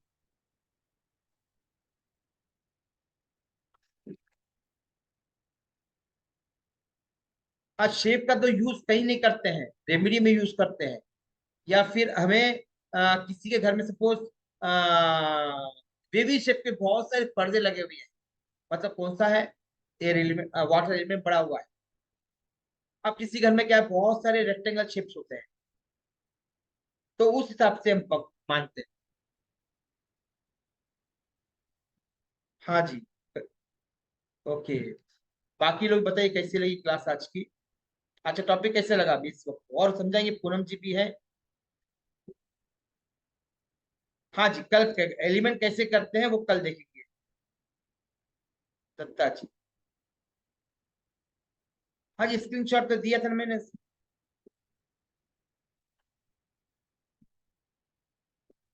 हाँ जी, बढ़िया है।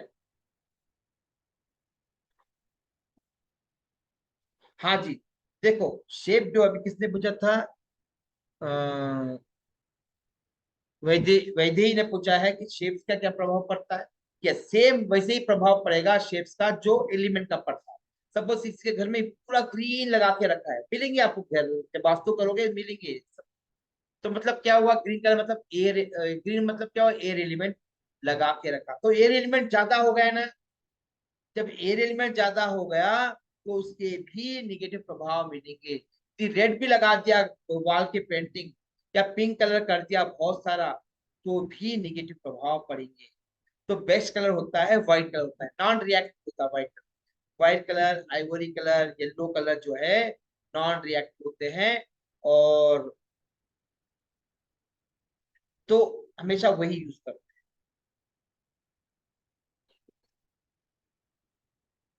तो दोनों कॉम्बिनेशन होगा, बेबी शेप प्लस वाटर दोनों भी होगा।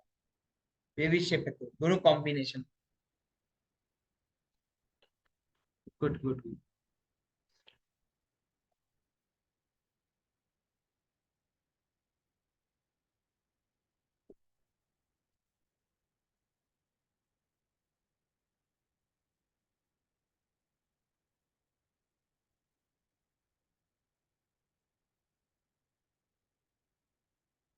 हाँ जी, पोस्ट करते जाइए आप लोग।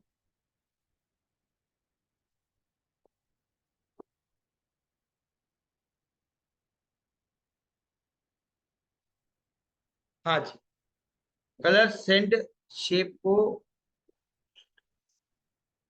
हाँ, शेप तो जैसे फॉर एग्जाम्पल किसने पूछा ये, विकास ने पूछा है। Suppose example baby shape, red baby shape है, मतलब क्या हो, combination of air and fire का, sorry, water and water and fire का कॉम्बिनेशन। हाँ जी, दोनों को करेक्ट करें।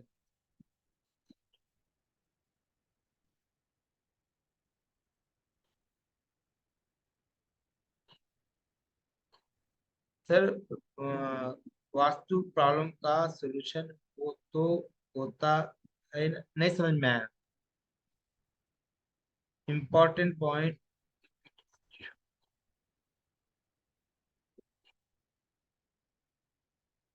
हाँ जी, आप क्या कर सकते हो, ये जो आप स्क्रीनशॉट लेने के लिए कहा ना, तो आप बाद में तो रिकॉर्डिंग दूंगा मैं, आप रिकॉर्डिंग से सुनकर नोट्स बना सकते हो।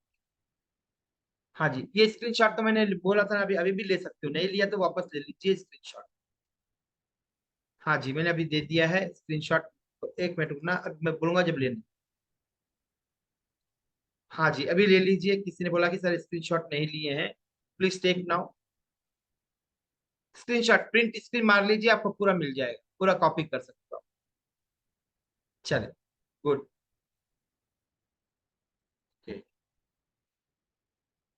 हाँ, वहां से आप बना सकते हो।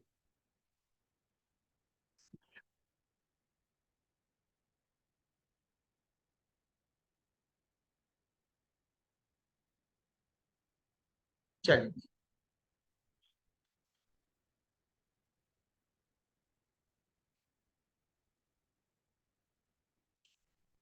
हाँ, या चैट बॉक्स में कर सकते हो, पूरे क्वेश्चन लिख के क्लिक कीजिए, मैं आंसर देता हूँ। एलिमेंट्स,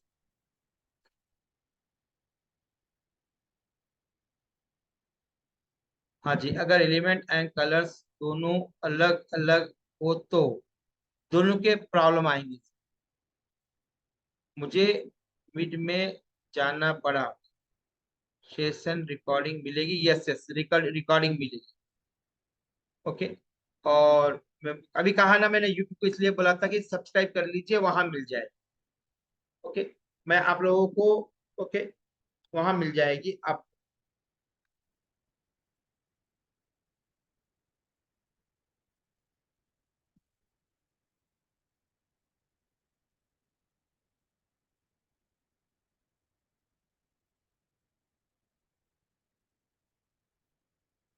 हाँ जी, कलर से ही करेंगे हम एनर्जी, क्योंकि आज मॉडर्न जो है, तोड़फोड़ नहीं कर सकते हो आप, बिल्डिंग के स्ट्रक्चर को डिस्टर्ब नहीं कर सकते, क्योंकि दो तरह से वास्तु है।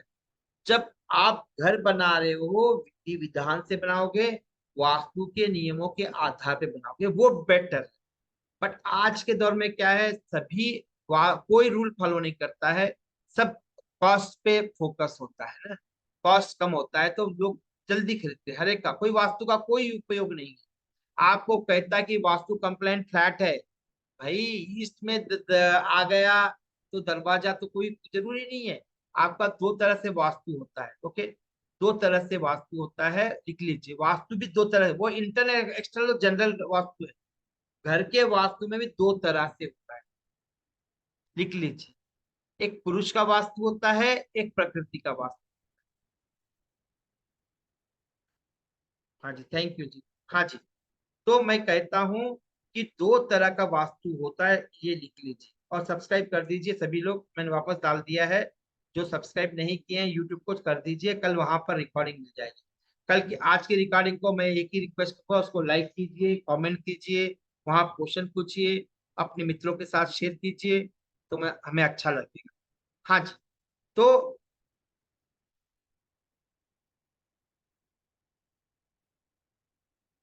यस यस, कलर के साथ ही हम बैलेंस करें, क्योंकि आज के जमाने में हम तोड़ा फोड़ी नहीं कर सकते हो, लीगली नहीं कर सकते हो। आर्किटेक्चर डिस्टर्ब हो जाएगा, बिल्डिंग स्ट्रक्चर डिस्टर्ब हो जाएगा। आप कोई भी चीज को इधर से उधर हटा नहीं सकते, दीवार नहीं तोड़ सकते हो। अब हमारे हाथ में क्या है, एनर्जी को बैलेंस करना। अब एनर्जी को बैलेंस करने के लिए क्या करना पड़ेगा, विदाउट डिमोलिशन, विदाउट डिमोलिशन करके हम कलर की पट्टियां यूज करके, कटन यूज करके, कोई ना कोई कलर यूज करके, जैसे अभी मैंने बताया वाटर है तो उसका कलर है ब्लू, एयर का है ग्रीन, फायर का है रेड, अर्थ का है येलो, और व्हाइट का है, व्हाइट जो है स्पेस का है। तो इस तरह पांचों कलर को यूज करते हुए मॉडर्न तरीके से हम वास्तु को बैलेंस करते हैं। हमारा उद्देश्य क्या है, एनर्जी को बैलेंस करना है। क्यों करना है ये लिख लीजिए, एनर्जी का बैलेंस क्यों करना है।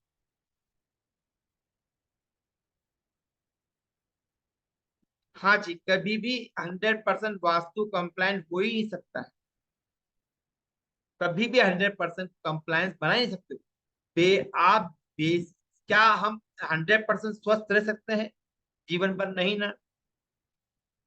वैसे ही, हाँ जी, ओके, तो नहीं कर सकते। अब 100% कंप्लायंस बनाना भी नहीं चाहिए, तो जीवन में प्रॉब्लम ज्यादा हो। कभी आपने देखा लोशो की, कई लोग जानते होंगे यहाँ पर, लोशो की कभी फिलअप नहीं होना चाहिए, फुल नहीं होना चाहिए। जिसमें फुल रहा, बहुत केसेस में, कुछ लोगों के केसेस में है, उनके उनके जितना भागा कोई नहीं। इसलिए 100% वास्तु कंप्लाइंट बन ही नहीं सकता।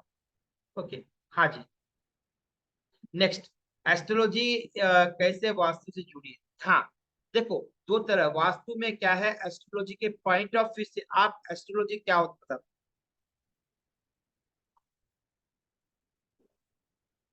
आपके महादशा अंतर्दशा चलती है ना, जैसे जैसे महादशा अंतर्दशा आपकी मोमेंट होते रहता है, आप घर में उसी उसके बेस ही चेंजेस करते रहते हो। जब चेंजेस करते हो तो क्या हुआ, अच्छी दशा चली तो अच्छा चेंज करोगे, और बुरी दशा चली तो बुरी जगह पर चेंज कर दोगे। तो हमें एस्ट्रो वास्तु से वो भी देखना होगा। ओके, हाँ, वास्तु के बेसिकली दो तरह के टाइप होते हैं। एक टाइप होता है पुरुष वास्तु, दूसरा होता है प्रकृति वास्तु। लिख लेना, किसने पूछा था ये, शुभ, नहीं शुभ नहीं पूछा, ज्यादा किसने पूछा वास्तु, हाँ जी, किसने पूछा पता नहीं, एक बार लिख लेना। दो तरह के वास्तु होते हैं, एक पुरुष वास्तु, दूसरा होता है प्रकृति वास्तु। पुरुष वास्तु में दीवारों को देखते हैं, प्रकृति वास्तु में, या ऐसे बोलो, पुरुष वास्तु में एंट्रेंस, दीवारें, टॉयलेट्स, प्लेटफॉर्म देखते हैं, जो फिक्स चीजें हैं घर में। ओके, जो फिक्स्ड चीजें हैं उनको देखते हैं। जो प्रकृति वास्तु में जो वेरिएबल होते, वेरिएबल मतलब चेंज कर सकते हो विदाउट बिल्डिंग स्ट्रक्चर, जैसे कर्टन है, वॉल पेंटिंग है, फ्लोरिंग है, ओके, टॉयलेट की सीट्स हैं, बेड है, डाइनिंग टेबल है, फ्रिज है, वॉशिंग मशीन है, किचन का प्लेटफॉर्म है, ये बिगड़ तोड़े फोड़े बिना आप चेंज कर सकते हो।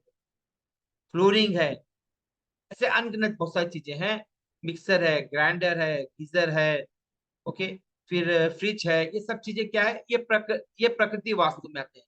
जो आप बिल्डिंग के स्ट्रक्चर को तोड़े फोड़े बिना आपके मूवमेंट कर कर घर की एनर्जीज को बैलेंस कर सकते हैं। ठीक है, तो इस तरह से दो तरह के वास्तु, पुरुष वास्तु और प्रकृति वास्तु।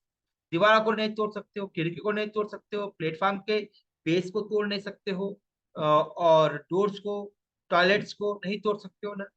हम उन्हें क्या करते हैं, एनर्जी के हिसाब से बैलेंस करके उसका यूटिलाइज कर सकते हैं। आज के मॉडर्न वास्तु में क्या है कि जो तोड़े और फोड़े बिना, मतलब विदाउट डिमोलिशन ही करना एक बेस्ट ऑप्शन है।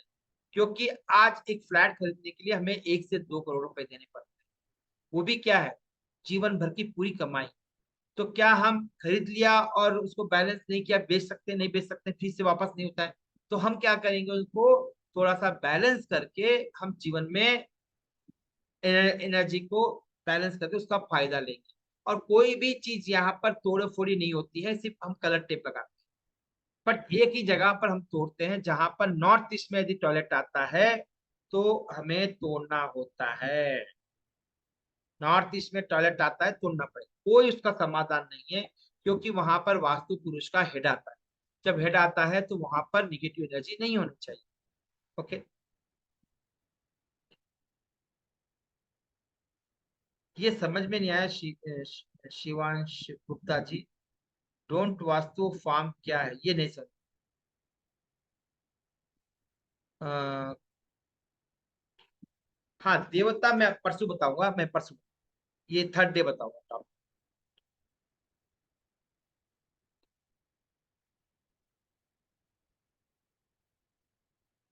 सर ये एस्ट्रोलॉजी की क्लास नहीं है सर, एस्ट्रोलॉजी क्लास में आप पूछ सकते हो। हाँ कुलदीप जी, चलिए। अब पूनम जी आपको रेमेडी देने वाली है। हाँ जी पूनम जी, रेडी हो? जी सर। हाँ जी, रेमेडी जो है वो कल बताऊंगा मैं। एक बार कल के 16 जन 32 एंट्रेंस हो जाएंगे, तो मैं आई लेट यू। हाँ जी, हाँ जी Poonam ji, over to you. Thank you sir. Hmm. सभी को फिर से राधे राधे। अब आपके ये क्वेश्चंस का टाइम आएगा, अभी सर वापस से जवाब देंगे जो जो आपके क्वेश्चंस रह गए हैं।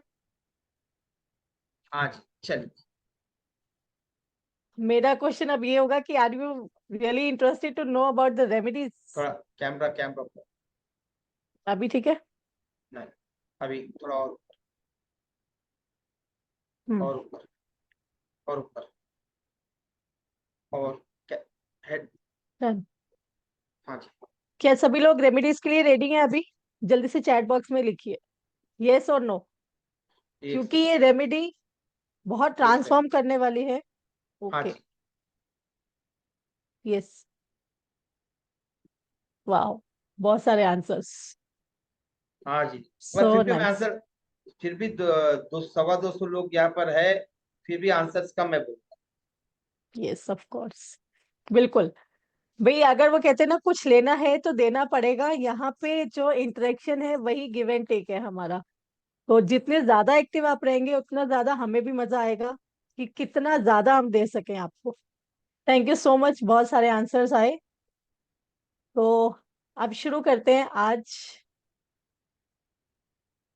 जी मिलेंगे। अच्छा ये भी बताइए कि आज कौन सा टॉपिक आप लेना चाहते हैं, मतलब रेमेडी किस चीज की लेना चाहते हैं? ऑल दो मैं लेके तो सबसे इम्पोर्टेंट ही आई हूँ, जो सभी के लिए बड़ी इंपॉर्टेंट होती है। हम्म। सक्सेस, जॉब, हेल्थ, फाइनेंस, जो मुझे ठीक लगे। Okay, what ever you decide बस। ओके, ठीक है। तो चलिए अब मैं जो आज टॉपिक लेके आई हूँ, relations, children education. Thank you so much. Okay, तो आज जिसके बारे में मैं बात करने वाली हूँ वो सबके दिल के करीब होता है, और सबसे ज्यादा जो करीब होता है वो होता है बैंक अकाउंट के। समझ गए?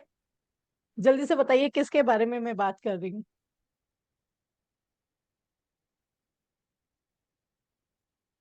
हाँ मैंने मिट कर, मैंने लिखा, हाँ।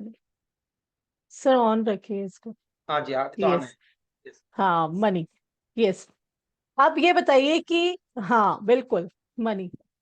क्या आपको भी ऐसा लगता है कभी कि पैसा जो है वो हमें मिलता जरूर है, यानी कि एक साइड से आ रहा है बट दूसरी साइड से वो हवा के झोंके की तरह उड़ जाता है? यानी कि हम सोचते हैं कि इस बारी तो अच्छा बजट बनाया, बट फिर ऐसा खर्चा आ गया कि हमारा जो सेविंग्स थी वो सारी गड़बड़ आ गई। यस होता है।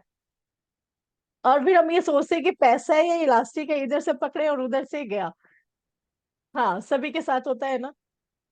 यस। अब ये सोचिए कि ऐसा कुछ, मतलब लाइक हम लोग करें कि पैसा हमारे घर में, मेरे पास आया ही नहीं, आएगा बिल्कुल वैदेही जी, अब आप हमारे साथ जुड़ गए, जरूर आएगा। तब ये बताइए, जैसे हम बोलते हैं कि पैसा एक ऐसी चीज है कि एक स्पेशल मेहमान बन के हमारे घर में आए, जो ना सिर्फ आए बल्कि हमारे पास रुके और हमारी लाइफ में अबंडेंस और खुशियां लेकर आए। ऐसा होना चाहिए, बट ये कैसे होगा? ओके, बिल्कुल। देखिए ये होगा वास्तु के मैजिक से। रेमेडी इटसेल्फ बहुत इंपॉर्टेंट है। वास्तु के मैजिक से क्यों होगा? क्योंकि ये एक वो साइंस है जो हमारे घर की एनर्जी को बैलेंस करता है। और एनर्जी सिर्फ हवा में नहीं होती। एनर्जी जो होती है ये डायरेक्टली हम कैसे पैसे कमाते हैं, संभालते हैं, उसको मल्टीप्लाई करते हैं, इस सारी कैपेसिटी को वो इम्पैक्ट करता है। कैसे? गलत डायरेक्शन, गलत डिसीजन, गलत प्लेसमेंट, गलत थॉट्स, पैसा बोलेगा टाटा बाय बाय, वो नहीं रुकेगा। क्योंकि हमने जो चीज जहां पे यूज करनी चाहिए वहां हम कर ही नहीं पा रहे। तो वो कहते हैं ना कि अगर हमारा सोफा बेडरूम ड्राइंग रूम में नहीं है, वो एक गलत जगह पे है, फॉर एग्जाम्पल कि वो टॉयलेट में है, तो हम टॉयलेट में तो जाके सोफे के ऊपर नहीं बैठेंगे, राइट? तो ये भी एक ऐसी एनर्जी है कि अगर हम सही से उसकी एनर्जी को, सही से उसकी प्लेसमेंट को और वास्तु के अकॉर्डिंग हम चीजों को करते हैं, तो हमारा पैसा भी हमें ऑटोमेटिकली हाई ही बोलता है, बाय कभी नहीं बोलता। ठीक है। तो यहाँ पे मैं आपको एक ऐसा रेमेडी बता रही हूँ जो पावरफुल है। ये बहुत सिंपल है। सोचने में बोलेंगे अच्छा ये सब करने से ही क्या हो जाएगा, बट ये जो आपके एनर्जी को बैलेंस करेगा, ये ना सिर्फ आपके वॉलेट और आपके बैंक बैलेंस को भी फुल चार्ज रखेगा। ठीक है। लेकिन उससे पहले हमें अपने आप को मनी मैग्नेट बनाना है, अपने घर को मनी मैग्नेट बनाना है। तो आप रेडी हैं अपने आप को और अपने घर को मनी मैग्नेट बनाने के लिए? यस और नो? यस।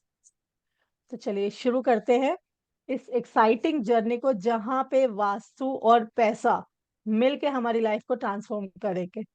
ठीक है। तो चलिए रेडी कीजिए अपनी pen and pencil and paper.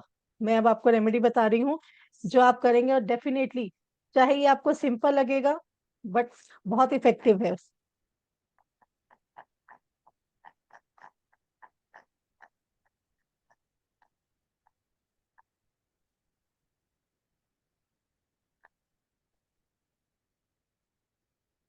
Yes. इसके लिए हम सबसे पहले जो लेने वाले हैं वो हम लेंगे एक छोटा सा कलश। कलश एक्चुअली अभी मेरे पास अवेलेबल नहीं है, अदरवाइज मैं आपको दिखाती कि वो कलश कैसा होता है। बिल्कुल छोटा सा कलश लेंगे। वो कॉपर का भी हो सकता है और ब्रास का भी हो सकता है। वो एक कॉपर का भी हो सकता है, ब्रास का भी हो सकता है। और साइज अगर हम बोले तो बिल्कुल छोटा भी चलेगा, क्योंकि बहुत ज्यादा उसमें सामान नहीं डालना और जितना भी डालेंगे वो उसमें आ जाएगा इजीली। ठीक है। अब उसमें हमें क्या डालना है? हमें 5 गोमती चक्र डालने हैं। गोमती चक्र कैसे होते हैं? इस तरह के गोमती चक्र होते हैं। मैं आपको फिर से दिखा देती हूँ। ये देखिए, ऊपर से ये ऐसी शेप होती है, थोड़ी सी उठी हुई। और कैमरा के बैक साइड से ये, कैमरा के अभी लैपटॉप ठीक का। है? तो और थोड़ा थोड़ा नजदीक। हाँ जी, इज हाँ दैट जी, ओके? अभी ठीक। यस, हाँ। यस। ये देखिए, ये इसमें स्पाइरल होगा और जो इधर वाली साइड है वो उठी हुई होगी। ये इसी कलर के ही आते हैं इसमें। वो जो आप बात कर रहे हैं वो कौड़ी के बारे में बात कर रहे हैं, बट ये इसमें यही कलर के आते हैं। मैं आपको वो भी दिखा देती हूँ। ये है कौड़ी, जो आप येलो कौड़ी बोल रहे हैं। ठीक है। आई होप ये अब दिख रहा होगा आपको क्लियरली। ओके।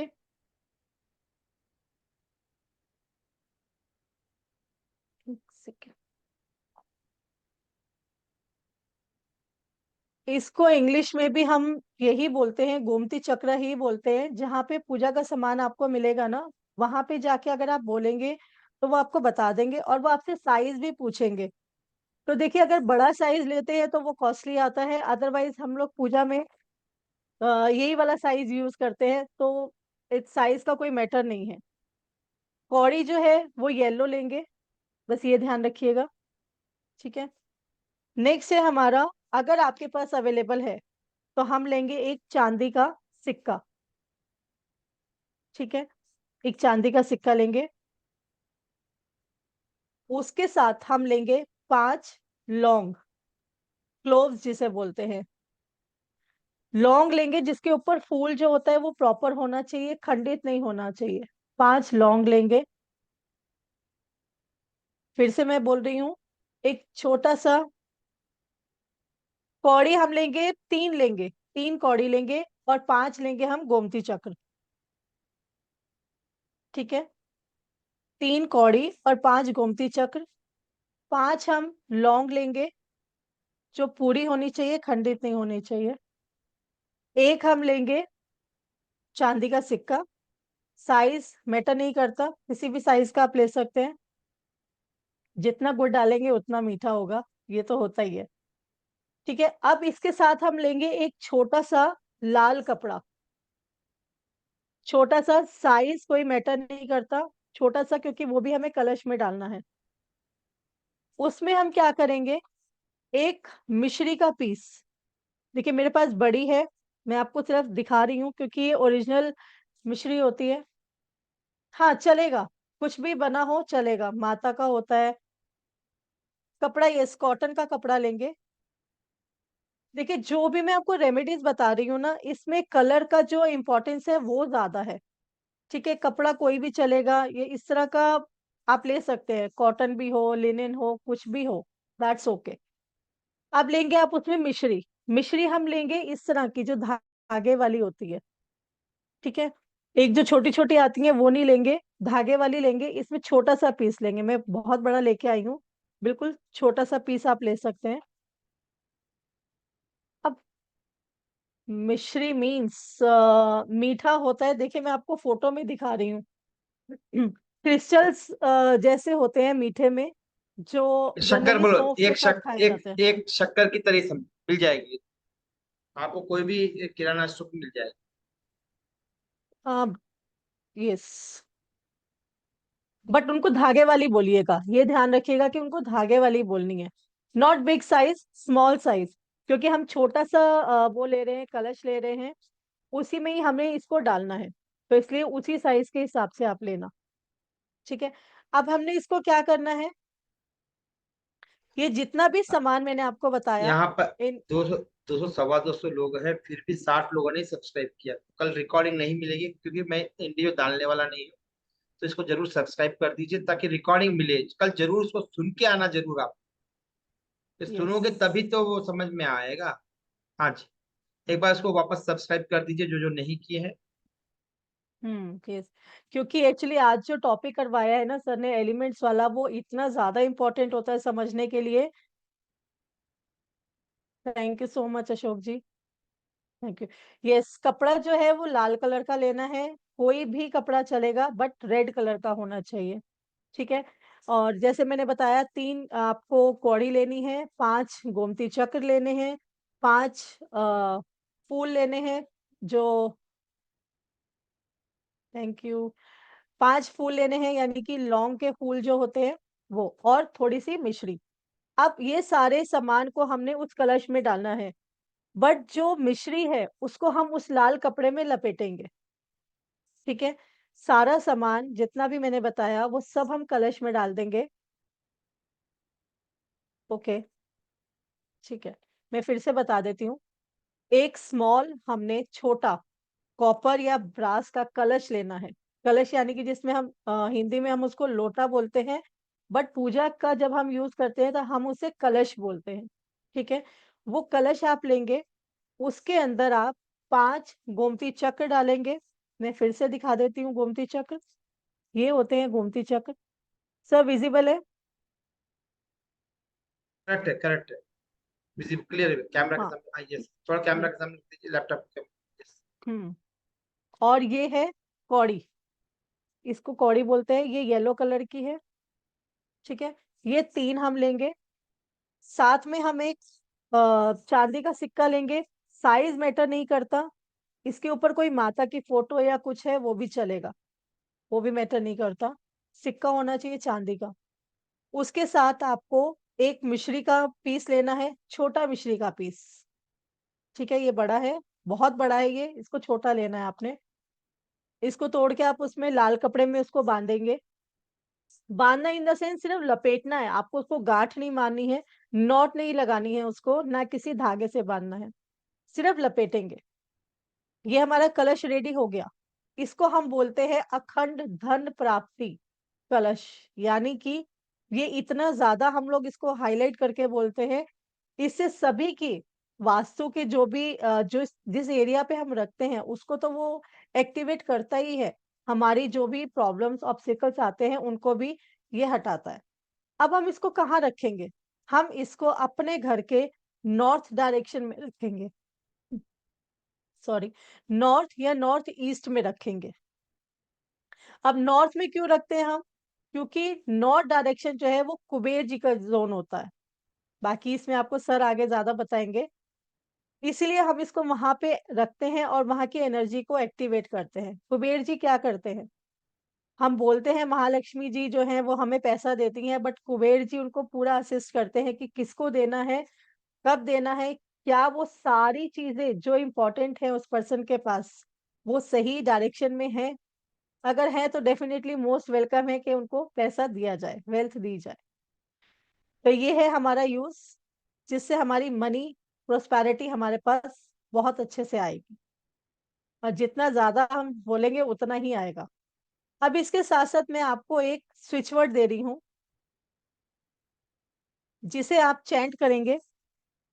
मैं इसमें चैट बॉक्स में डाल देती हूँ, सो ये शेयर हो जाएगा ना? नहीं, अभी सर इसको वापस से शेयर करेंगे। मैं आपको बता देती हूँ। काउंट यानी कि गिनना, divine, bring. Yes, count, divine, bring.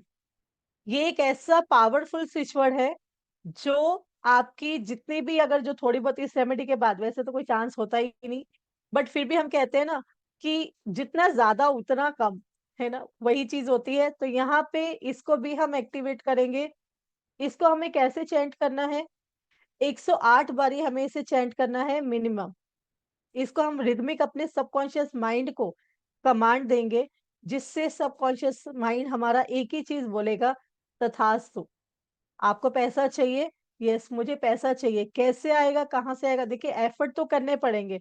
अब आप वास्तु का कोर्स जैसे हम आगे आपको बताने वाले हैं, उसके हिसाब से अपनी चीजों को ठीक करते हैं, या इसको सीख के अपने को तो आप एनर्जाइज, एक्टिवेट और हम बोलते हैं बैलेंस करेंगे। साथ साथ आप जब अपने सराउंडिंग का करेंगे तो आप अपनी भी और अपने जो सराउंडिंग की जो एनर्जी है वो भी अलाइन करेंगे। और यही अलाइनमेंट जो होती है हमारी एनर्जी होती है, which is very very important for us. क्योंकि जब हमें पता ही नहीं होता कि हम कहाँ क्या चीज कर रहे हैं, तो वो हमारे लिए बहुत ज्यादा इफेक्टिव नहीं होता टिल द टाइम हम उसकी डेप्थ में ना जाएं। तो ये आपका, अच्छा, अब इसको चेंट कब करना है? इसको जब आप सोते हैं तब चेंट करेंगे, और जब आप उठते हैं, उठते के साथ ही आप इसको चेंट करेंगे।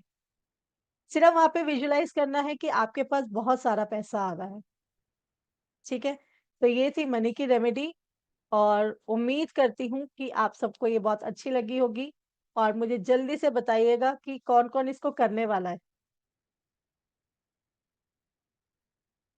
तो चैट बॉक्स ऑन है ना? मी, ओके, यस। इतने सारे में इतना सही, नॉट फेयर। हाँ, कलश आप ओपन रख सकते हैं। नहीं, मंदिर में नहीं रखेंगे आप इसको।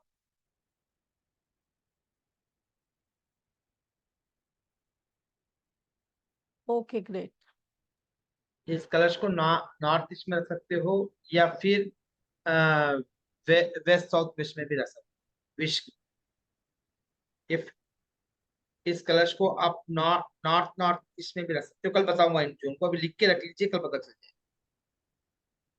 मिश्री को कपड़े में आपने लपेट के रखना है, और बाकी सारी सामग्री आपको ऐसे ही उसमें कलश में डाल के रखनी है। और इसका कोई ऐसा दिन नहीं है।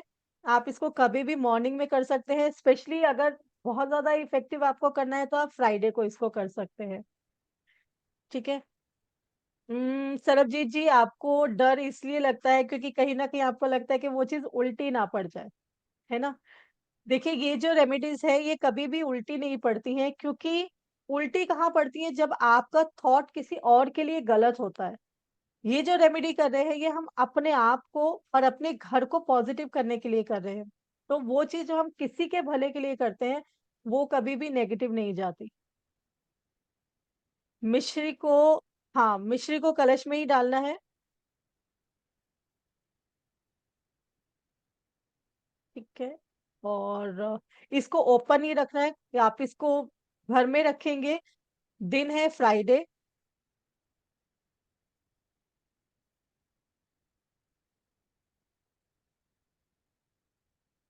हाँ जी, पुष्य नक्षत्र में रख सकते हैं।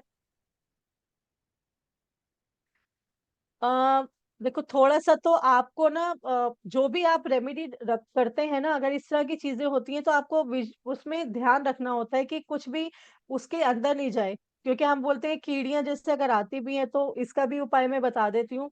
एक लक्ष्मण रेखा आती है, बस उसको थोड़ा थोड़ा वहां पे लगा दीजिए ताकि कीड़ियां भी ना आए। जनरली ऐसा होता नहीं है।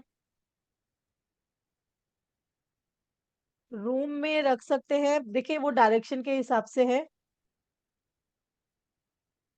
माधुरी जी, जब आप जहाँ पे किराने का सामान मिलता है ना, आटा वगैरह मिलता है, जब आप उसको बोलेंगे ना कि मुझे धागे वाली मिश्री चाहिए, वो आपको बता देंगे।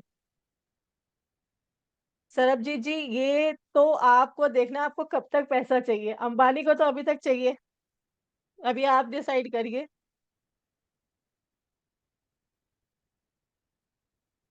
रूम में रख सकते हैं डायरेक्शन के हिसाब से, और कोशिश कीजिएगा कि ये सारी चीजें आप जहां भी रख रहे हैं वहां पे किसी थर्ड पर्सन की नजर ना पड़े, क्योंकि ये रेमेडी है और रेमेडी हमें किसी को भी नहीं बता के करनी होती है, चाहे वो कोई कितना मर्जी खास क्यों ना हो। ठीक है, इसका हमेशा ध्यान रखिएगा। तो कलश वॉल में नहीं, कलश वॉल में झुला के नहीं रख सकते हैं, इसको आपको अंदर ही रखना है, इसको आपको सरफेस देना है, यानी कि नीचे आपको करना है। तांबे का नहीं, कॉपर या ब्रास का। देखिए उसका रीजन होता है, कॉपर या ब्रास का चलेगा, चांदी का भी चल सकता है अगर अफोर्ड कर वो सकते हैं तो। जी, तांबा अलमीरा बोल में रहे रख हैं, सकते हैं। तांबा यानी कॉपर ही। नहीं। हाँ शायद वो तांबा पूछ। अच्छा। ओके, हाँ अलमीरा जी। में रख सकते हैं बिल्कुल। नहीं, बेड के नीचे नहीं रखना, बेड के नीचे कुछ भी नहीं रखना। लॉफ्ट देखिए उस डायरेक्शन में आ रहा है तो सर बाकी आप बताइए। नहीं, मंदिर के ऊपर नहीं रखना, मंदिर के ऊपर कुछ भी नहीं रख सकते। मंदिर हमेशा ऊपर खाली होना चाहिए। हम्म। ये देवेंद्र जी आपने क्या लिखा, मुझे समझ में नहीं आया। हाँ जी, हाँ जी, बिल्कुल रख, वो यूज कर सकते हैं आप। Yes, copper.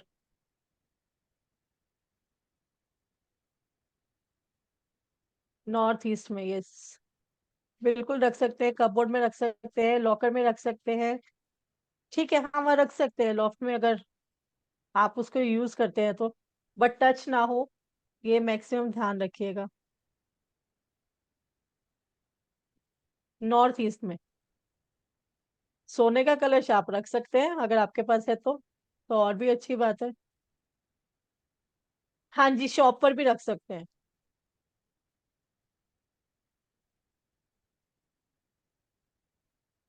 ठीक है, I think most of the questions entertain कर लिए हैं।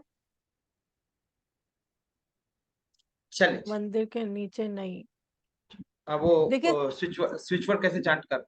हाँ स्विच वर्ड जो आपको भी बताए हैं, सिर्फ उन्हीं को, वो वर्ड्स जो हैं उन्हीं को ही आपको फॉलो करना है। एक मिनट।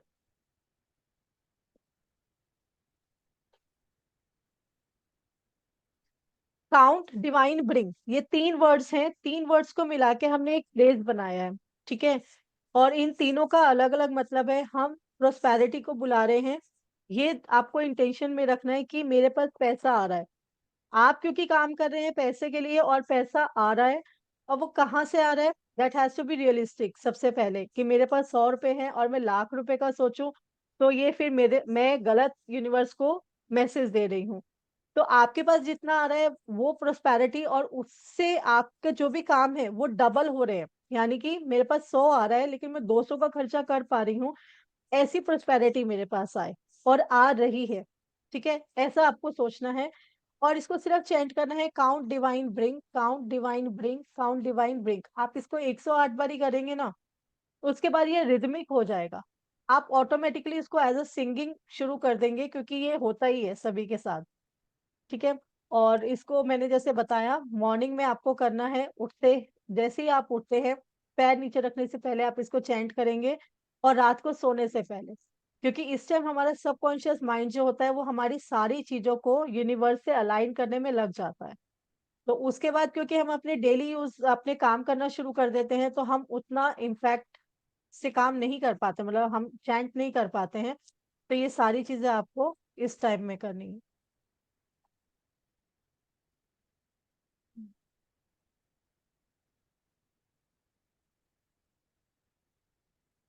आज जी तो इंग्लिश में ही रहे।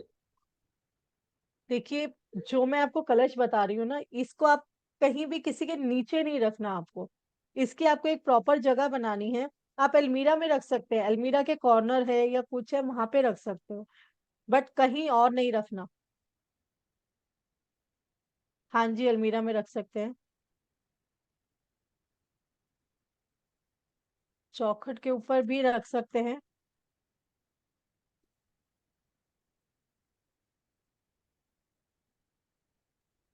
बिल्कुल करता है सोमनाथ जी।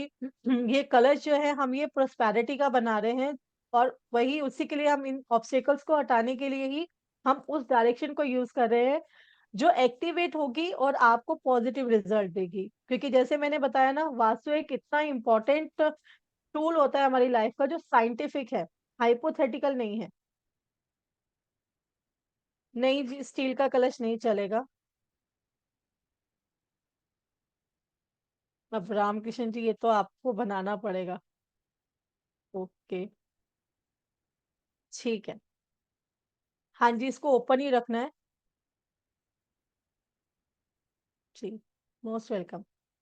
तो देखिए, यहाँ पे मैं रिक्वेस्ट करूंगी सबसे पहले कि एक तो जितने भी हैं हमारे जितने भी मेंबर्स यहाँ पे हैं, वो जल्दी से जल्दी हमारे चैनल को सब्सक्राइब करें, शेयर कीजिए और कमेंट जरूर कीजिएगा, ताकि हम जितने भी नाम यहाँ पे मुझे चैट में दिख रहे हैं वहां पे हम पढ़ के सच्ची में हम लोगों के फेस से स्माइल आता है जब हमें कमेंट सुनने को मिलते हैं।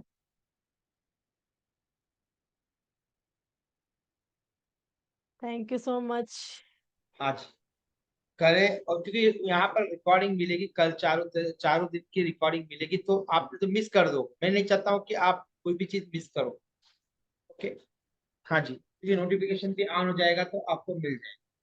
चलिए, आज का गूगल का भी मैं यहाँ पर डाल रहा हूँ लिंक, जरूर इसको आप कैसा लगा क्या लगा, जरूर इसके बारे में जरूर आप लोग अपना फीडबैक जरूर दीजिए, ताकि हमको भी मोटिवेट मिले, मेरी टीम को भी मोटिवेट मिले। ओ थैंक यू। हाँ, मैंने गूगल रिव्यू का भी डाला है लिंक यहाँ पर, जरूर इसको अपना कमेंट जरूर करें। आपको अच्छा लगा अच्छा, बुरा लगा बुरा, कोई वो नहीं है, यदि जरूर कमेंट कीजिए। चलिए, ओके। तो आज आज हमने देखा 5 एलिमेंट। मैंने फर्स्ट टाइम इतना डिटेल में 5 एलिमेंट को पढ़ाया, जबकि मैं एक वेबिनार में, अदरवाइज मैं क्लास में पढ़ाता हूँ, और फर्स्ट टाइम मैंने वेबिनार में इतना डिटेल पढ़ाया। तो इसको एक बार जरूर सुनिए, और फिर हम कल मिलते हैं। 5 एलिमेंट कल पढ़ते हैं, 5 एलिमेंट का कैसा वो है, कल पढ़ेंगे 5 एलिमेंट साइकिल पढ़ेंगे। और फिर पढ़ेंगे हम 16 जोन 32 इंटरेंस। इसके लिए आप कम से कम 3-4 A4 साइज के पेपर, पेंसिल, शार्पनर और स्केल जरूर रखिए। हाँ जी, आई एम फ्रॉम, अच्छा बताया था ना, I am Jitendra Jain, I am from Hyderabad, Poonam ji from Delhi. Okay. आप डिटेल चाहिए तो आप सहजवास्तु.com में आप मेरे बारे में पढ़ सकते हो। और मैंने पिछले 2010 से इस फील्ड में हूँ, मतलब लगभग एक्चुअली 10 में स्टार्ट किया था, बट 2012 में मैंने IT जॉब छोड़ी। लगभग मैंने 12 साल में कम से कम 120 साल का एफर्ट लगाया। ओके। उतना एफर्ट लगाया है, उतना सीखा हूँ। एक चीज, जो जो चीज मिलती है उससे मैं सीखता हूँ। ओके। आज मैं अपने आप को स्टूडेंट ही मानता हूँ, टीचर नहीं मानता, नॉलेज शेयर कर रहा हूँ। I I feel I am myself student, और मेरी अपनी न्यूमरोलॉजी है, 90 स्टार न्यूमरोलॉजी जो है, 5 एलिमेंट बेस और नंबर की वाइब्रेशन के बेस पे। ओके। और वो उसका भी वेबिनार आएगा, उसको भी अटेंड कीजिए नेक्स्ट वीक। और कल होगी क्लास 3 से 5 ही। ओके, नेक्स्ट क्लास हमारी होगी 3 से 5। हाँ जी, तो आप रिकॉर्डिंग सुन सकते हो, क्योंकि उस टाइम पे ही मैं फ्री होता हूँ, और ज्यादातर क्या है, हाउस वाइफ के लिए बहुत कन्वीनियंट है उस टाइम का। और कल मैं आप लोगों को आने वाले कोर्सेज के बारे में भी जरूर बताऊंगा, if you are interested to know आगे क्या करना है, कैसे करना है, इसे प्रोफेशन में ले जा सकते हैं, ले जा सकते हैं, या फिर इसे एक कैरियर के रूप में कैसे हम वो कर सकते हैं, कौन से प्रॉब्लम सॉल्व कर सकते हैं, सब कल चर्चा करें। ओके, कैसा लगा आज आज का सेशन? जरूर इसका फीडबैक है ना, ये गूगल रिव्यू फॉर्म में जरूर दीजिए। और मुझे अच्छा लगेगा, हमारी टीम को भी अच्छा लगेगा, और हमें एक मोटिवेशन। जरूर ये गूगल रिव्यू का लिंक डाल रहा हूँ, इसको जरूर कॉपी कर लीजिए, और जाने से पहले ही इसे फीडबैक दे दीजिए, जो भी देना, अच्छा लगा नहीं लगा, जो भी। Thank you, thank you. चले जी, तो आज का सेशन समाप्त करेंगे यहाँ पर, और will meet tomorrow again at 3 o'clock sharp. तो कल पहले ही आ जाइए, और क्वेश्चन आंसर पहले 10 से 15 मिनट क्वेश्चन आंसर लूंगा, और फिर आप लोगों को आगे की यात्रा कराऊंगा। 5 एलिमेंट थ्योरी, साइकिल, दूल्हा जोन, और 32। ओके, तब तक के लिए सबको राधे राधे, सबको राधे राधे। राधे राधे। राधे।